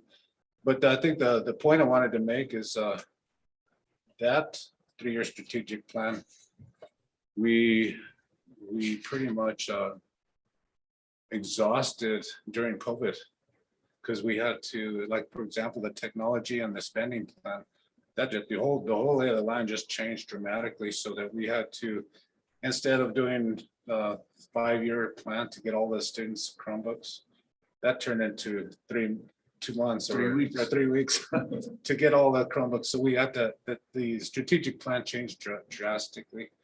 And so we kept it and we watched the remaining items. I think we achieved a lot of what we put in that first round of the 3-year plan. But we still have work to do. And I think some of the work that we have still yet to do has been shifted over into this newer draft. So anyway, just wanted to share a little perspective. I don't think an organization desires to completely revamp a strategic plan. If the needs are still there, then a lot of the strategies and goals we've taken before are probably still relevant to what it is we're going to do in the next 3 years. But this will be a good chance for us to think whether or not we want 10 goals. I'm just kidding. But or a redefinition of some of these things, or to really know which of these things are going, which of the actions are going to have our higher impact kind of actions that are going to be much more robust, in like the PLCs. To me, that was one of the most critical things to be done, was to provide the teachers with the opportunity to trust each other, to support each other in developing instructional plans that they can feel we're going to be effective for them, and that actually makes for a more systematic way in which we improve instruction. Now, some of these others that I think was one of the critical organizational things. Which of these other activities enable that to occur? So when you have a list of things on page 37 of critical actions, the goal was to create PLCs. Which of those activities were meant to accomplish that, or to ensure that the PLCs were going to be something that teachers found to be valuable to them? So not all of them are related to, say, to PLCs. Some of them are related to other things that I see. We might see board members that some of that like under strategic plans, goals, excellence teaching, there are about 1, 2, 3, 4, 5, 6, 7 critical actions that are supposed to help us achieve the outcomes. And what you were saying, Alicia, was that how do we know that these have been accomplished? And so do we need anything more to be said about how we measure the outcomes? And this is where we could get some help from others too on that. But yeah, we can set up if you're open, Mr. Perez, board members, let's have a work session scheduled, and the administration can find a date between now and we don't necessarily have to do the. Well, we can put it in the first meeting in March, I just think let's put it in a place where it's going to work, give her enough time. Yeah. And then approve it. But it does need to be a part of our priorities. If we get it in by March or this month, then it helps to drive our budget. That's what I'm thinking. So when the finance committee talks tomorrow about our timeline, how do we fit something like this into our thinking about what we're spending our money on? So just keep in mind that there's a lot of things that we want to do in this district, and they all will be able to be tied in, should be able to be tied into the strategic plan in some way.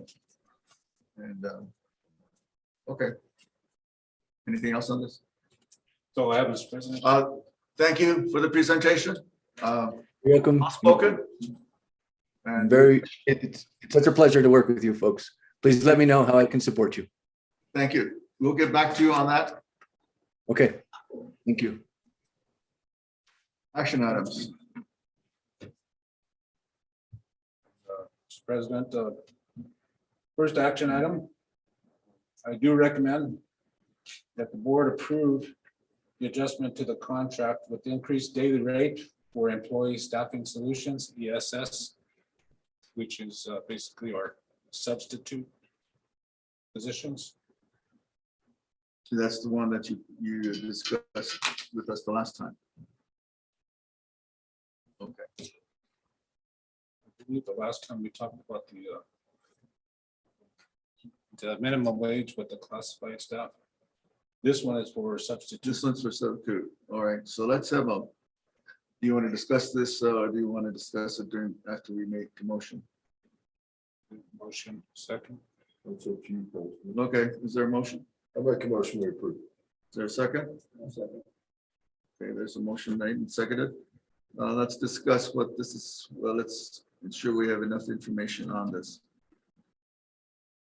Mr. Perez. Okay, so I have Mr. Maldonado to speak, but I'd just like to introduce this by saying that not only here statewide, all around us, we're getting into some competitive situations where in this district we've been short substitute with the amount of, but after we've completely mobilized all of our available substitutes, we find ourselves still 15 district-wide 15 positions short. So part of the effort here is to raise the amount that we're paying on a daily rate to hopefully get at least from that aspect, get a little bit more competitive and see if we can't build our pool just a little bit stronger there. So it's one of the things that we're doing. With that, I'll turn over to Mr. Maldonado.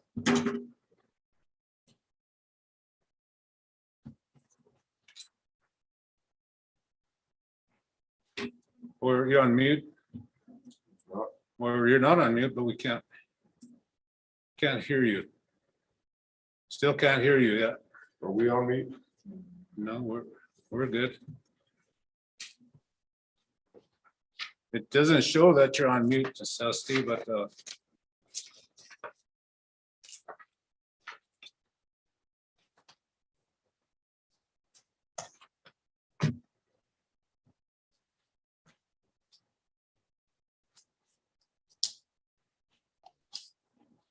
Still on mute.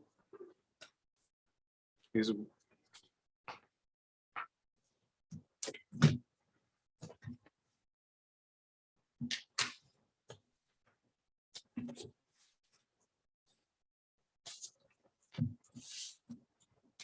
How about now? Can you hear me now?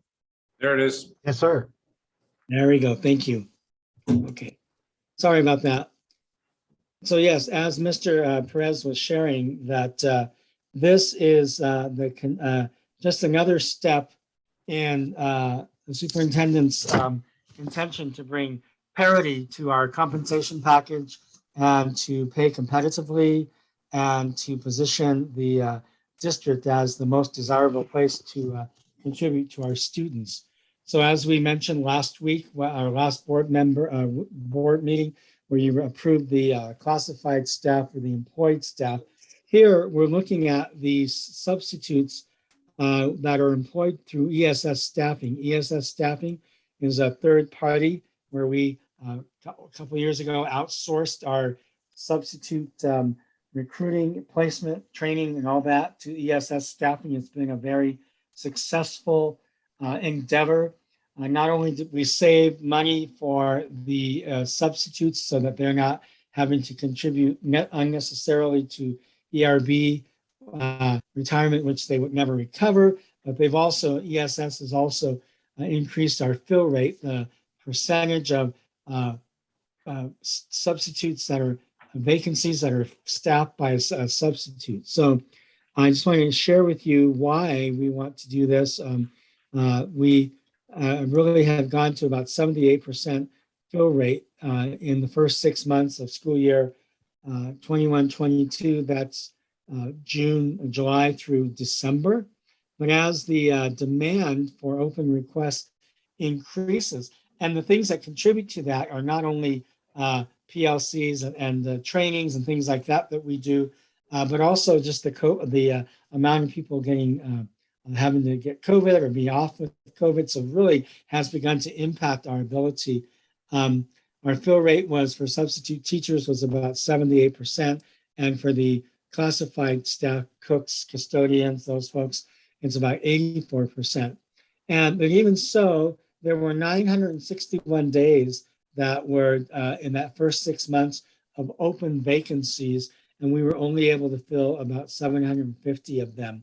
And it sounds like we're doing really well at 78%, unless you're in that class where you have no substitute or the principals are scrambling to staff.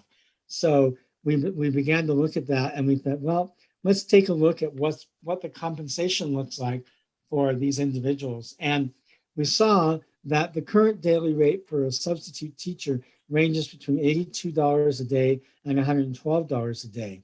And then the classified hourly rate is $12. And this is for EAs, custodians, cooks, clerical staff, health assistants, and bus assistants.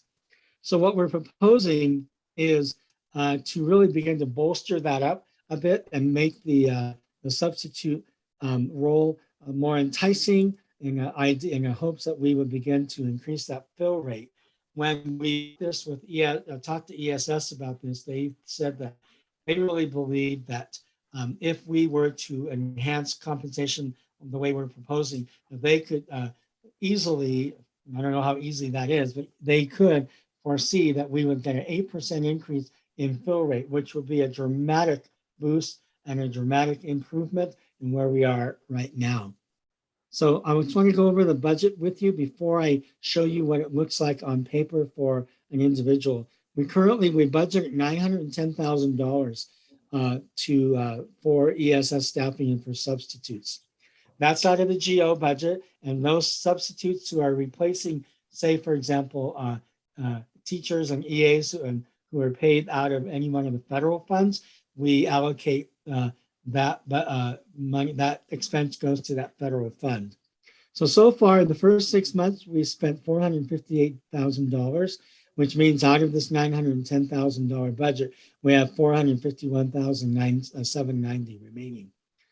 We're proposing to add $267,000 to the budget. Doesn't mean we're going to use it all, but if we achieve what we believe we're going to achieve, we will use that all, which will bring that new budget here to $1,177,000, which will give us another $725,000 to move into that new compensation package. So what does it look like on paper? Let me just show you what this looks like here. Let me get back to my share screen and you will see. So here's what it looks like for an actual employee of ESS. So you can see this graph here. This full day sub, this is someone who just has a high school diploma, no degrees of any sort or anything like that, just a basic high school diploma. They work 6.8 hours a day, 6.5 hours a day. Their current daily rate is $82. Sorry, let me fix that. Their current hourly rate comes out to $12.06. And the bill rate, the money, the charge that ESS charges us is $108 a day. We're proposing to make that base rate $98.40, which bumps up the proposed hourly to $14.47. In addition, for the teacher subs, we want to add a $50 a day stipend incentive during this remainder of this school year to entice more teacher substitutes, which will bring their pay to $148.40. Quite a difference from $82 to $148. So we believe this would be a significant enticement for teachers. And this is the biggest area, or the highest quantity of teachers subs that we get. When you get down to those who have BAs or are long-term teachers or have master's degrees, things like that, that pool is much smaller. So we don't see a whole lot of movement or change there. But so you can see that their effective hourly rate goes to $21.82. The bill rate will be $129 plus for the basic rate plus $62.50. So our new bill rate would be $192.29 per day per sub in that role. So here's what it looks like for the teachers. We're estimating $217,000 increase. And then for the classified staff, we're going from $81 a day to $97.92, which is a significant boost, 20% increase. But that would cost us about $49,000. So the aggregate for both of those from February through June would be an additional $267,622.48. So what we're asking the board to approve is the additional allocation to this budget so that we could do that, and also the authority to work with ESS to amend the contract for the remainder of the school year. I'm happy to answer any questions for you. Board members, any questions?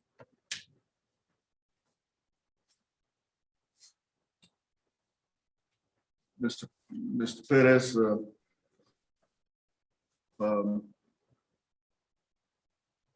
would you pull that last one up there, Steve?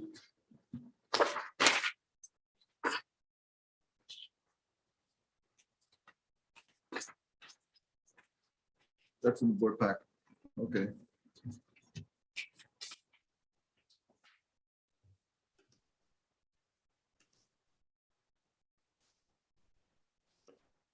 Okay, but you go back to the original one, the one that you first presented that discussed the change, Absolutely. the current, and then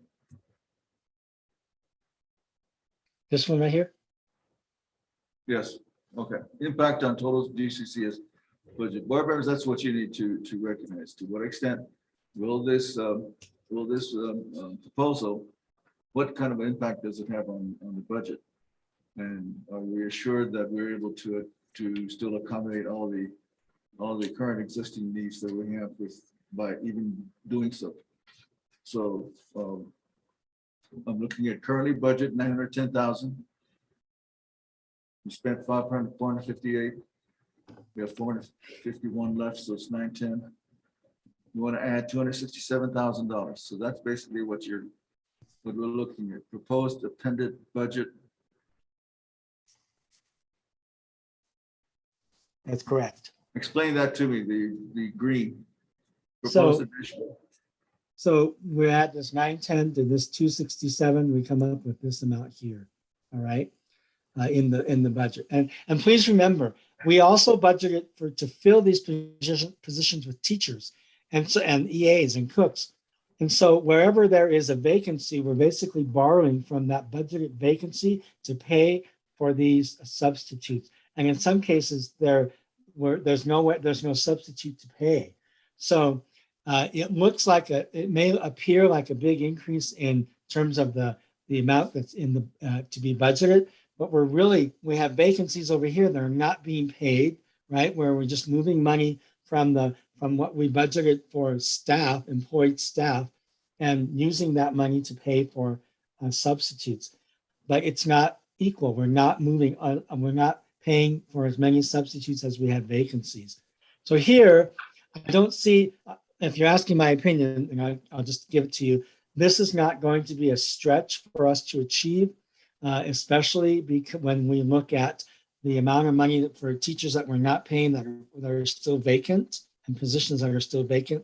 But also this dramatically will improve the level and the quality of the instruction that the students receive by having someone qualified and trained as a substitute, even for a day in that classroom, as opposed to combining them with other classes or not having a sub or putting a secretary in there, whatever sort of makeshift thing we have to do. So you have to look at it, I believe, in terms of the quality of what we want to do with this, instruction in the classroom, as well as as I said earlier, our desire to get parity with compensation. Well, Mr. Perez and Mr. Maldonado, I understand the rationale. What we have to be assured by the board has to be assured that we are able to cover this additional costs, and this will show up in our next proposed annual budget. So we'll see that again, right? Yes. Okay. Yes, sir. So that's when we will get to see how you're going to incorporate this addition. I think we all understand the merits behind it, just so we need to see as a board how it's going to fit into overall budget plan for this coming year. I have no further questions. Any other board members? Seeing none, call for the question, all, roll call? Daily.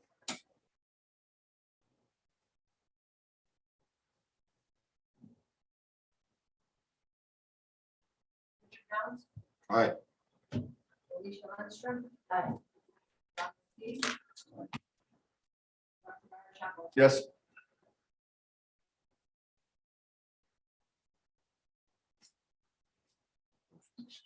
Motion carries.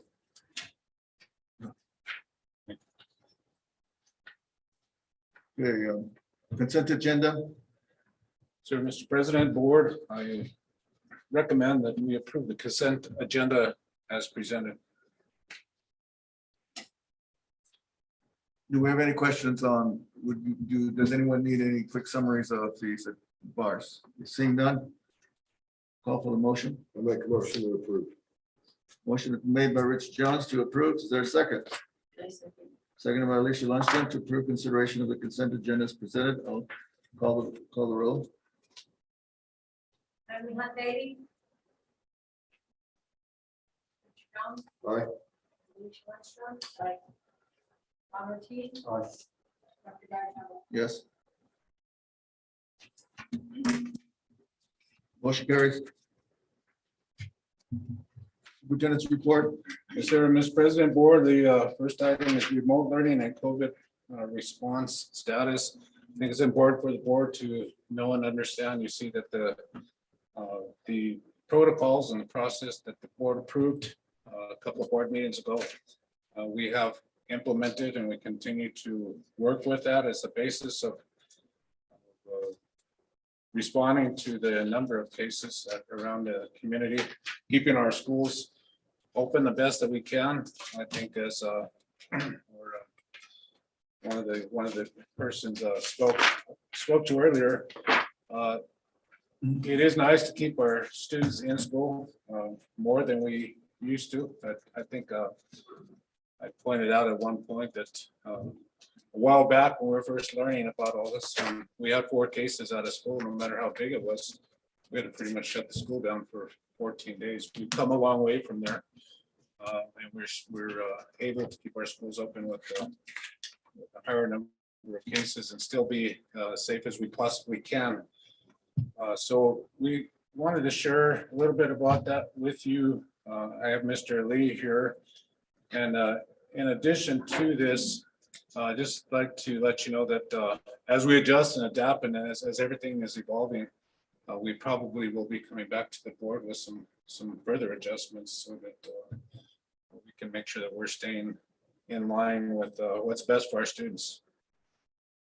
Mr. Lee, are you on? I don't see his name. Mr. Lee? I don't see him on here either. Oh, there is. Yeah. Good evening, Mr. President, members of the board, Mr. Pettis. Mr. Pettis has asked me to provide a brief update to you regarding COVID response, and I'm going to be pretty brief here. So I tell you what, these last 3 weeks have been extremely difficult, but it appears we're beginning to see some daylight. For example, and I'm going to share my screen.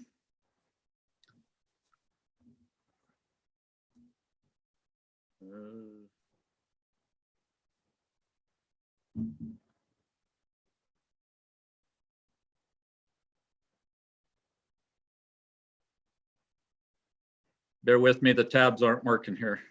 So.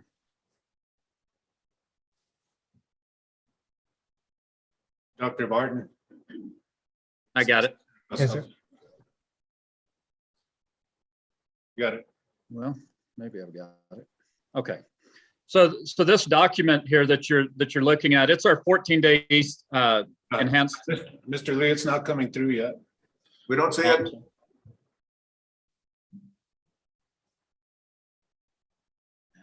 I apologize. It will come up soon, sir. It's just taking a little bit of time. It's coming through. It'll might take a minute.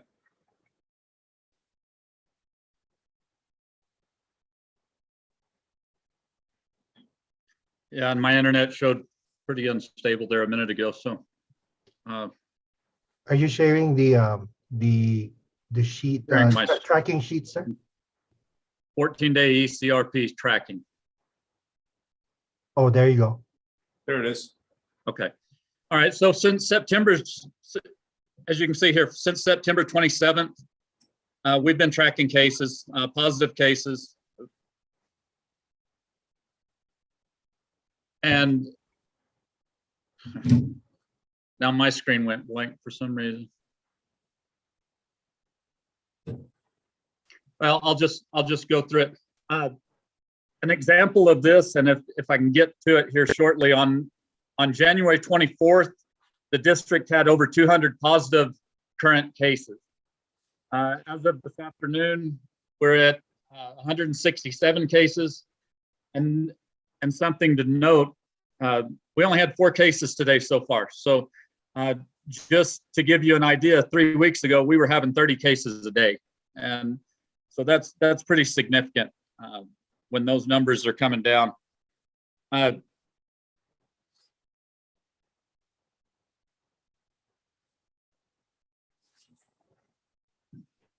you there? Okay. Yeah, we can see it now. Okay, I think it's on Delton's side. Delton, if you'll scroll down to January 24th and January 31st. I have glasses, but I can't see the numbers. I'm sorry. I apologize. There's a lot of data here, so. Well, I mean, it's just too small a font. You have to zoom it. There you go. So if you look here, and I've highlighted the 24th, that was our largest day this year, 204 cases. Our whole, as a district, we were at 5.7%, which is incredibly high. We had 5 schools that were above 5%. We had 2 additional that were right under 5%. And that was probably the darkest, and that was the darkest day we've experienced through the whole COVID tracking process. And if you'll scroll down to February 1st, and this document, what we do is we look out 14 days in advance. So you'll see numbers there on February 2nd, 3rd, 4th, all the way out 14 days in advance. And it does a few things. It helps us project what schools might be on the rise, what schools might be flat, what schools might be on the decline. And so that we can try to make wise decisions on whether a school needs to close for 2 days.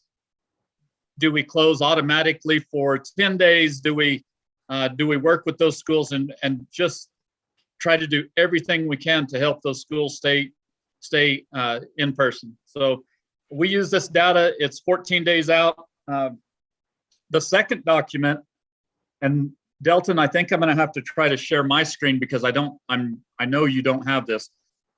This is a document that this next document, if I can share it, and hopefully I can.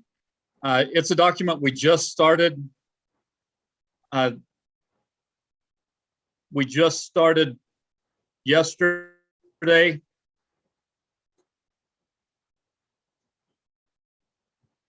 I think it's my internet that's giving fits here.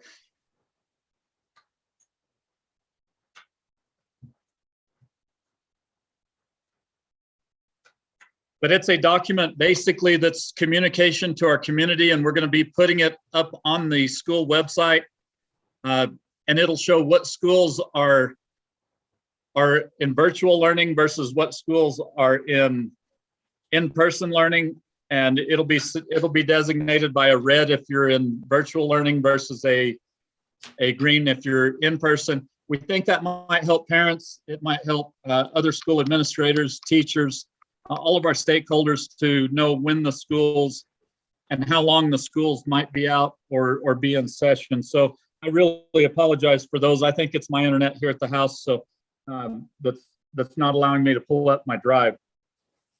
At the next board meeting, we'll be asking the board to consider approval of some revisions to the enhanced COVID response protocol document, and specifically with the mitigation efforts. Some things that we're looking at based on the data is going from a 14-day tracking to a 10-day tracking, and the other might be our percentage levels of mitigation. But we want to really track that data and look into it. And the key is keeping people safe, but also the other key is part of being safe is a healthy mind, and that's kids being at school as much as we can possibly get them there. So once again, I apologize for the bad connection, but that's what I have to report at this time. I'll answer any questions you might have. I have a question, Mr. Lee. How do you determine how many days a school has to go virtual? That's a great question, Ms. Lundstrom and members of the board. In the response protocol document, the various levels from anything over 2% is not a closure. Although it could be a wing closure, it does have that latitude for the administration to go to a wing closure. For example, if a building attained 2% and it was attributed mainly to one classroom, we might consider a classroom closure. But it's not something that we have to do, and it's definitely something that we want to avoid if we can. But that would allow for that. At 3%, it could be a one-day closure to disinfect a wing or a part of the building or the whole building. And that's at the discretion of the administration working with the principal at the school. At 2%, we typically take a 2-day recess or a 2-day break. And that's to disinfect the whole school, make sure it's ready for kids to come back. And then we are evaluating those percentages at that time. And then at 5%, it calls for a 10-day closure. We try to work with weekends. If that 9th day comes on a Monday, then we want to get kids back in school on that Monday if we can. So we have those meetings, we have those discussions with the COVID team, and we try to make the wisest decision we can with two things in mind: safety of the kids and getting them back in in-person learning. So that enhanced COVID document is on the school website for you all to look at. You guys revised it, approved the revisions January 5th, and those revisions are on the school website for all of the COVID response. But to answer your question specifically, the mitigation standard, the mitigation efforts for the various levels of the percentage levels of COVID positive cases. Thank you. Questions, board members? So, just thinking, with the closures that they do, so what happens to the kids and they can't connect to go virtual and they're having issues and then they're failing? So, to me, it's not their fault. But yet we're going to give them a bad grade. Or what are we doing to make sure that these kids are focused and being successful? So, maybe all of our teachers and our EWS and everybody are working hard to make sure that they're taken care of. So whether we deliver packets to them or the parents come and get packets from them and they return the work when they get back. Some of our students are going to Brandon, you need to wear your mask. Put your mask on.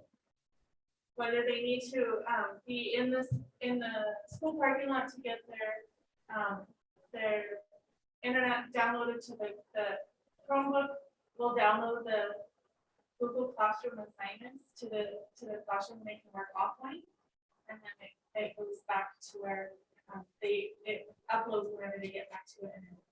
And some of our families are doing that, and they call us and we give them that direction, and then they go do that. Some of them are doing their work and bringing it back to their teacher whenever they get back.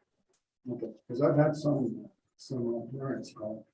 So what I'm going to do is just have them call you, and then you can give them the, what they need to do, how to get We're working through it with every student, one at a time. Administrators have been really good in working with the staff on the students, and then it's also an opportunity for us to identify those that don't have internet and connect them with either a jetpack or with one of the in-home internet projects that we have. So how many do you think that we're missing that aren't getting all of this? Our number has really dwindled. I don't have an exact number right now. Our EWR is like actually calling homes right now. So we have one or two at every campus that are calling all the homes now to see if they still need internet, if they were identified before, or if we have identified somebody else. And so hopefully by the next board meeting, we should have an updated list of how many that are still missing internet or connectivity. Because one is too many. Just. We have options now, whereas before we really didn't. We had the jetpacks and we had packets. So now there's other programs that we're able to connect them with the internet in home for long term, not just short term. And then we have some more jetpacks coming in. 14 cables for the ones that we have that were lost. Satellite internet is the other one that is an option to us now.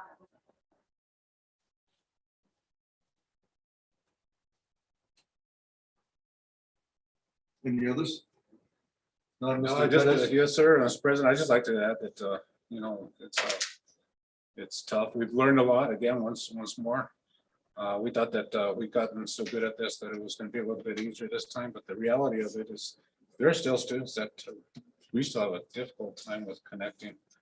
And I think all of us are craving, wanting to get our kids back to class, keep our kids in school as much as we can. Because one thing that's pretty loud and clear is that I think we all agree that face-to-face instruction is the best way to go. And we also learned that there's a lot of unintended consequences with these students staying at home emotionally, health-wise. So, and we're looking at schools being a pretty darn safe place for the kids to be. So we're pushing the best we can to keep them there, because we don't want to have any, like Mr. T says, one is too many. We don't want to have any of the kids disconnected from school. It's our obligation to make sure every student is getting the education they need. I have another question, comment. So these mitigation protocols, and this is coming directly from the Department of Health that we have to adhere to. These aren't the percentages that we came to as a school district. This is the Department of Health percentage as far as the protocol. Thank you, Mr. President. Ms. Lyncham, what we did is we took the New Mexico PED toolkit, their guidance, and we took it and made it work for the district. What they did, they did give us some freedom to work a process that might work best for our district.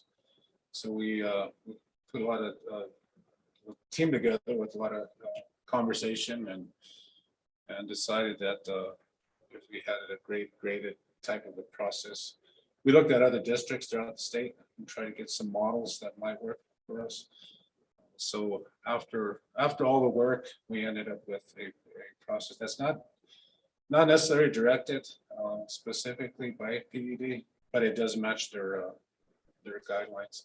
We're falling within their guidelines, but we put into place a system that works for the district, approved by the board. So and it's constantly, it's not by any means perfect, and we have to constantly adjust it so that we can do the best, like I said, the best that we possibly can to keep our kids learning and safe. And I'm just gonna throw it out there. So since we have so many days of certain schools closing, it seems like, this is becoming a recurrent thing. Can we change our percentages? I think you alluded to that, Mr. Lee. I was just wondering at what time can we, or are we allowed to change our percentages so schools can stay open? Man, if I could, Mr. President, if I could answer that. that's part of what we wanted to give the board a heads up with tonight, is that we will be bringing probably at the next board meeting some changes that so that we can further adapt to keeping our kids in school more. Because I think, let's say we've come a long way. We have our schools open more, but I think we're at the point where we can keep them open even more than what we are today. And that proposal that we'll be bringing to the board will be just about that. We do want to increase the percentage. And we also want to reduce the quarantine days, which will keep our schools open more. So we will be bringing that to the board.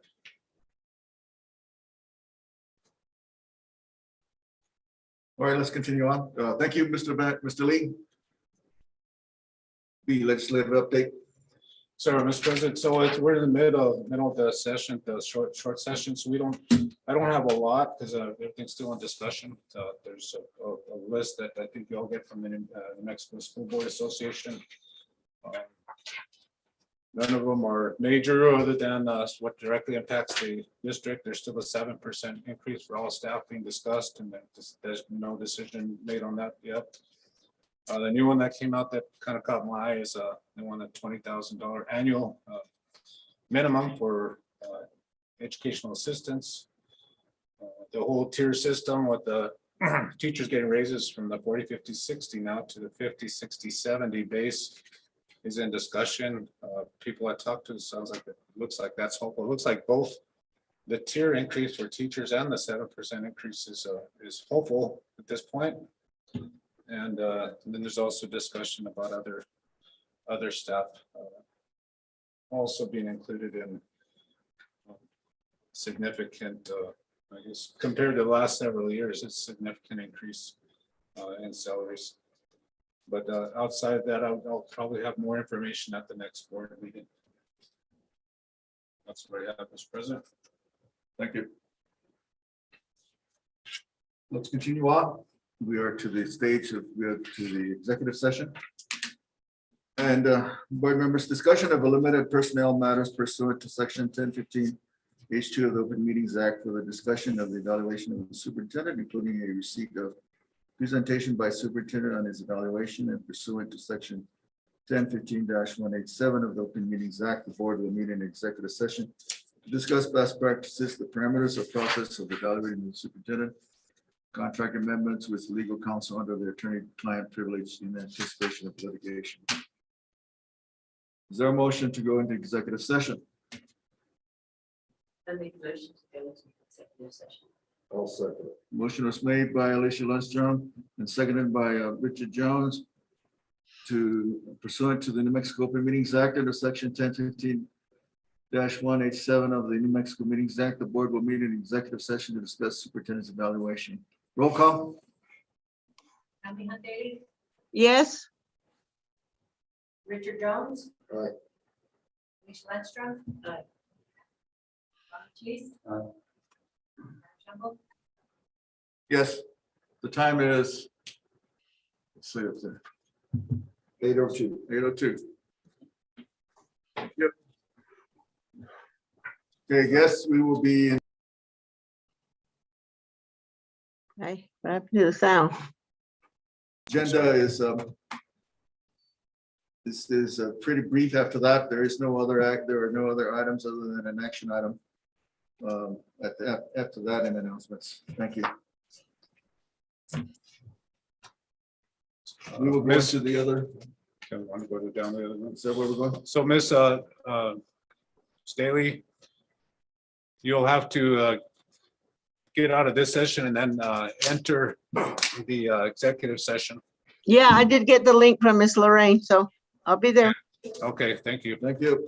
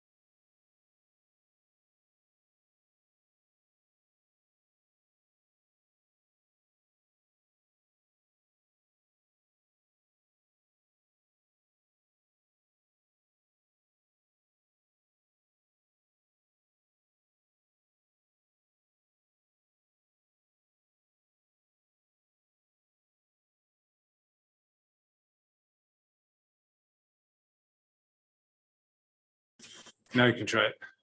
Ms. Hunt? Mute. Unmute. I'm trying. Okay, I'm here. The board comes out of executive session at, well, I need a motion. So moved. Wait, not yet. Okay. Motion to come out of executive session. Motion is made that we come out of executive session. Roll call. Second. Need a second. Second.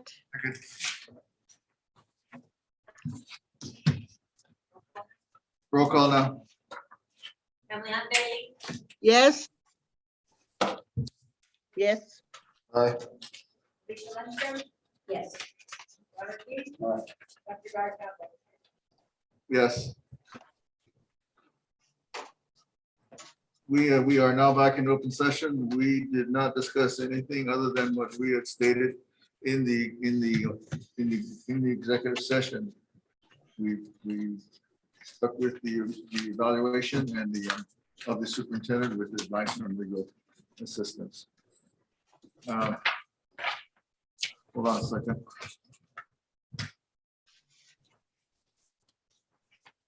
Entertain a motion to set the process for the evaluation of the superintendent, and I'll give you a copy. I'll give you this too.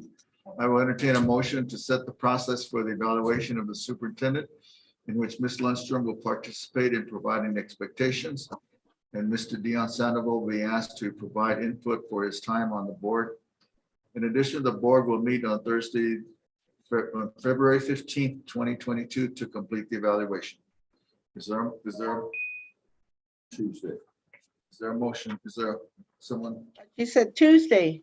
Tuesday, not Thursday. on February 15th, 2022? I make a motion to approve. Motion has been made by Richard Jones. Is there a second? I second. Oh, Second has been made by Ortiz.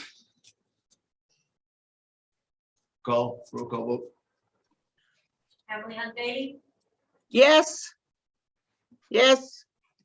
Richard Jones, Aye. Lisa Lundstrom, yes. Robert Reed. Aye. Dr.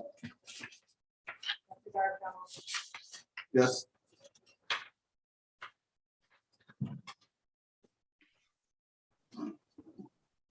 I don't have my cheat sheet. There are there anything else? We have just announcements. Announcements, see the announcements? We ready for adjournment? Okay, motion. I make a motion to adjourn. Motion has been made to adjourn, And I second it. and Emily Hunt has seconded it. All those in favor? Roll call. Emily Bailey, Yes. Richard Jones, Aye. Lisa Lundstrom. Aye. Ron Ortiz. Aye. Dr. Garfield. Yes. We are adjourned. 9:15. Down the time that we came out of a concession, or open session. Yes. Okay. 9:29. 9:49.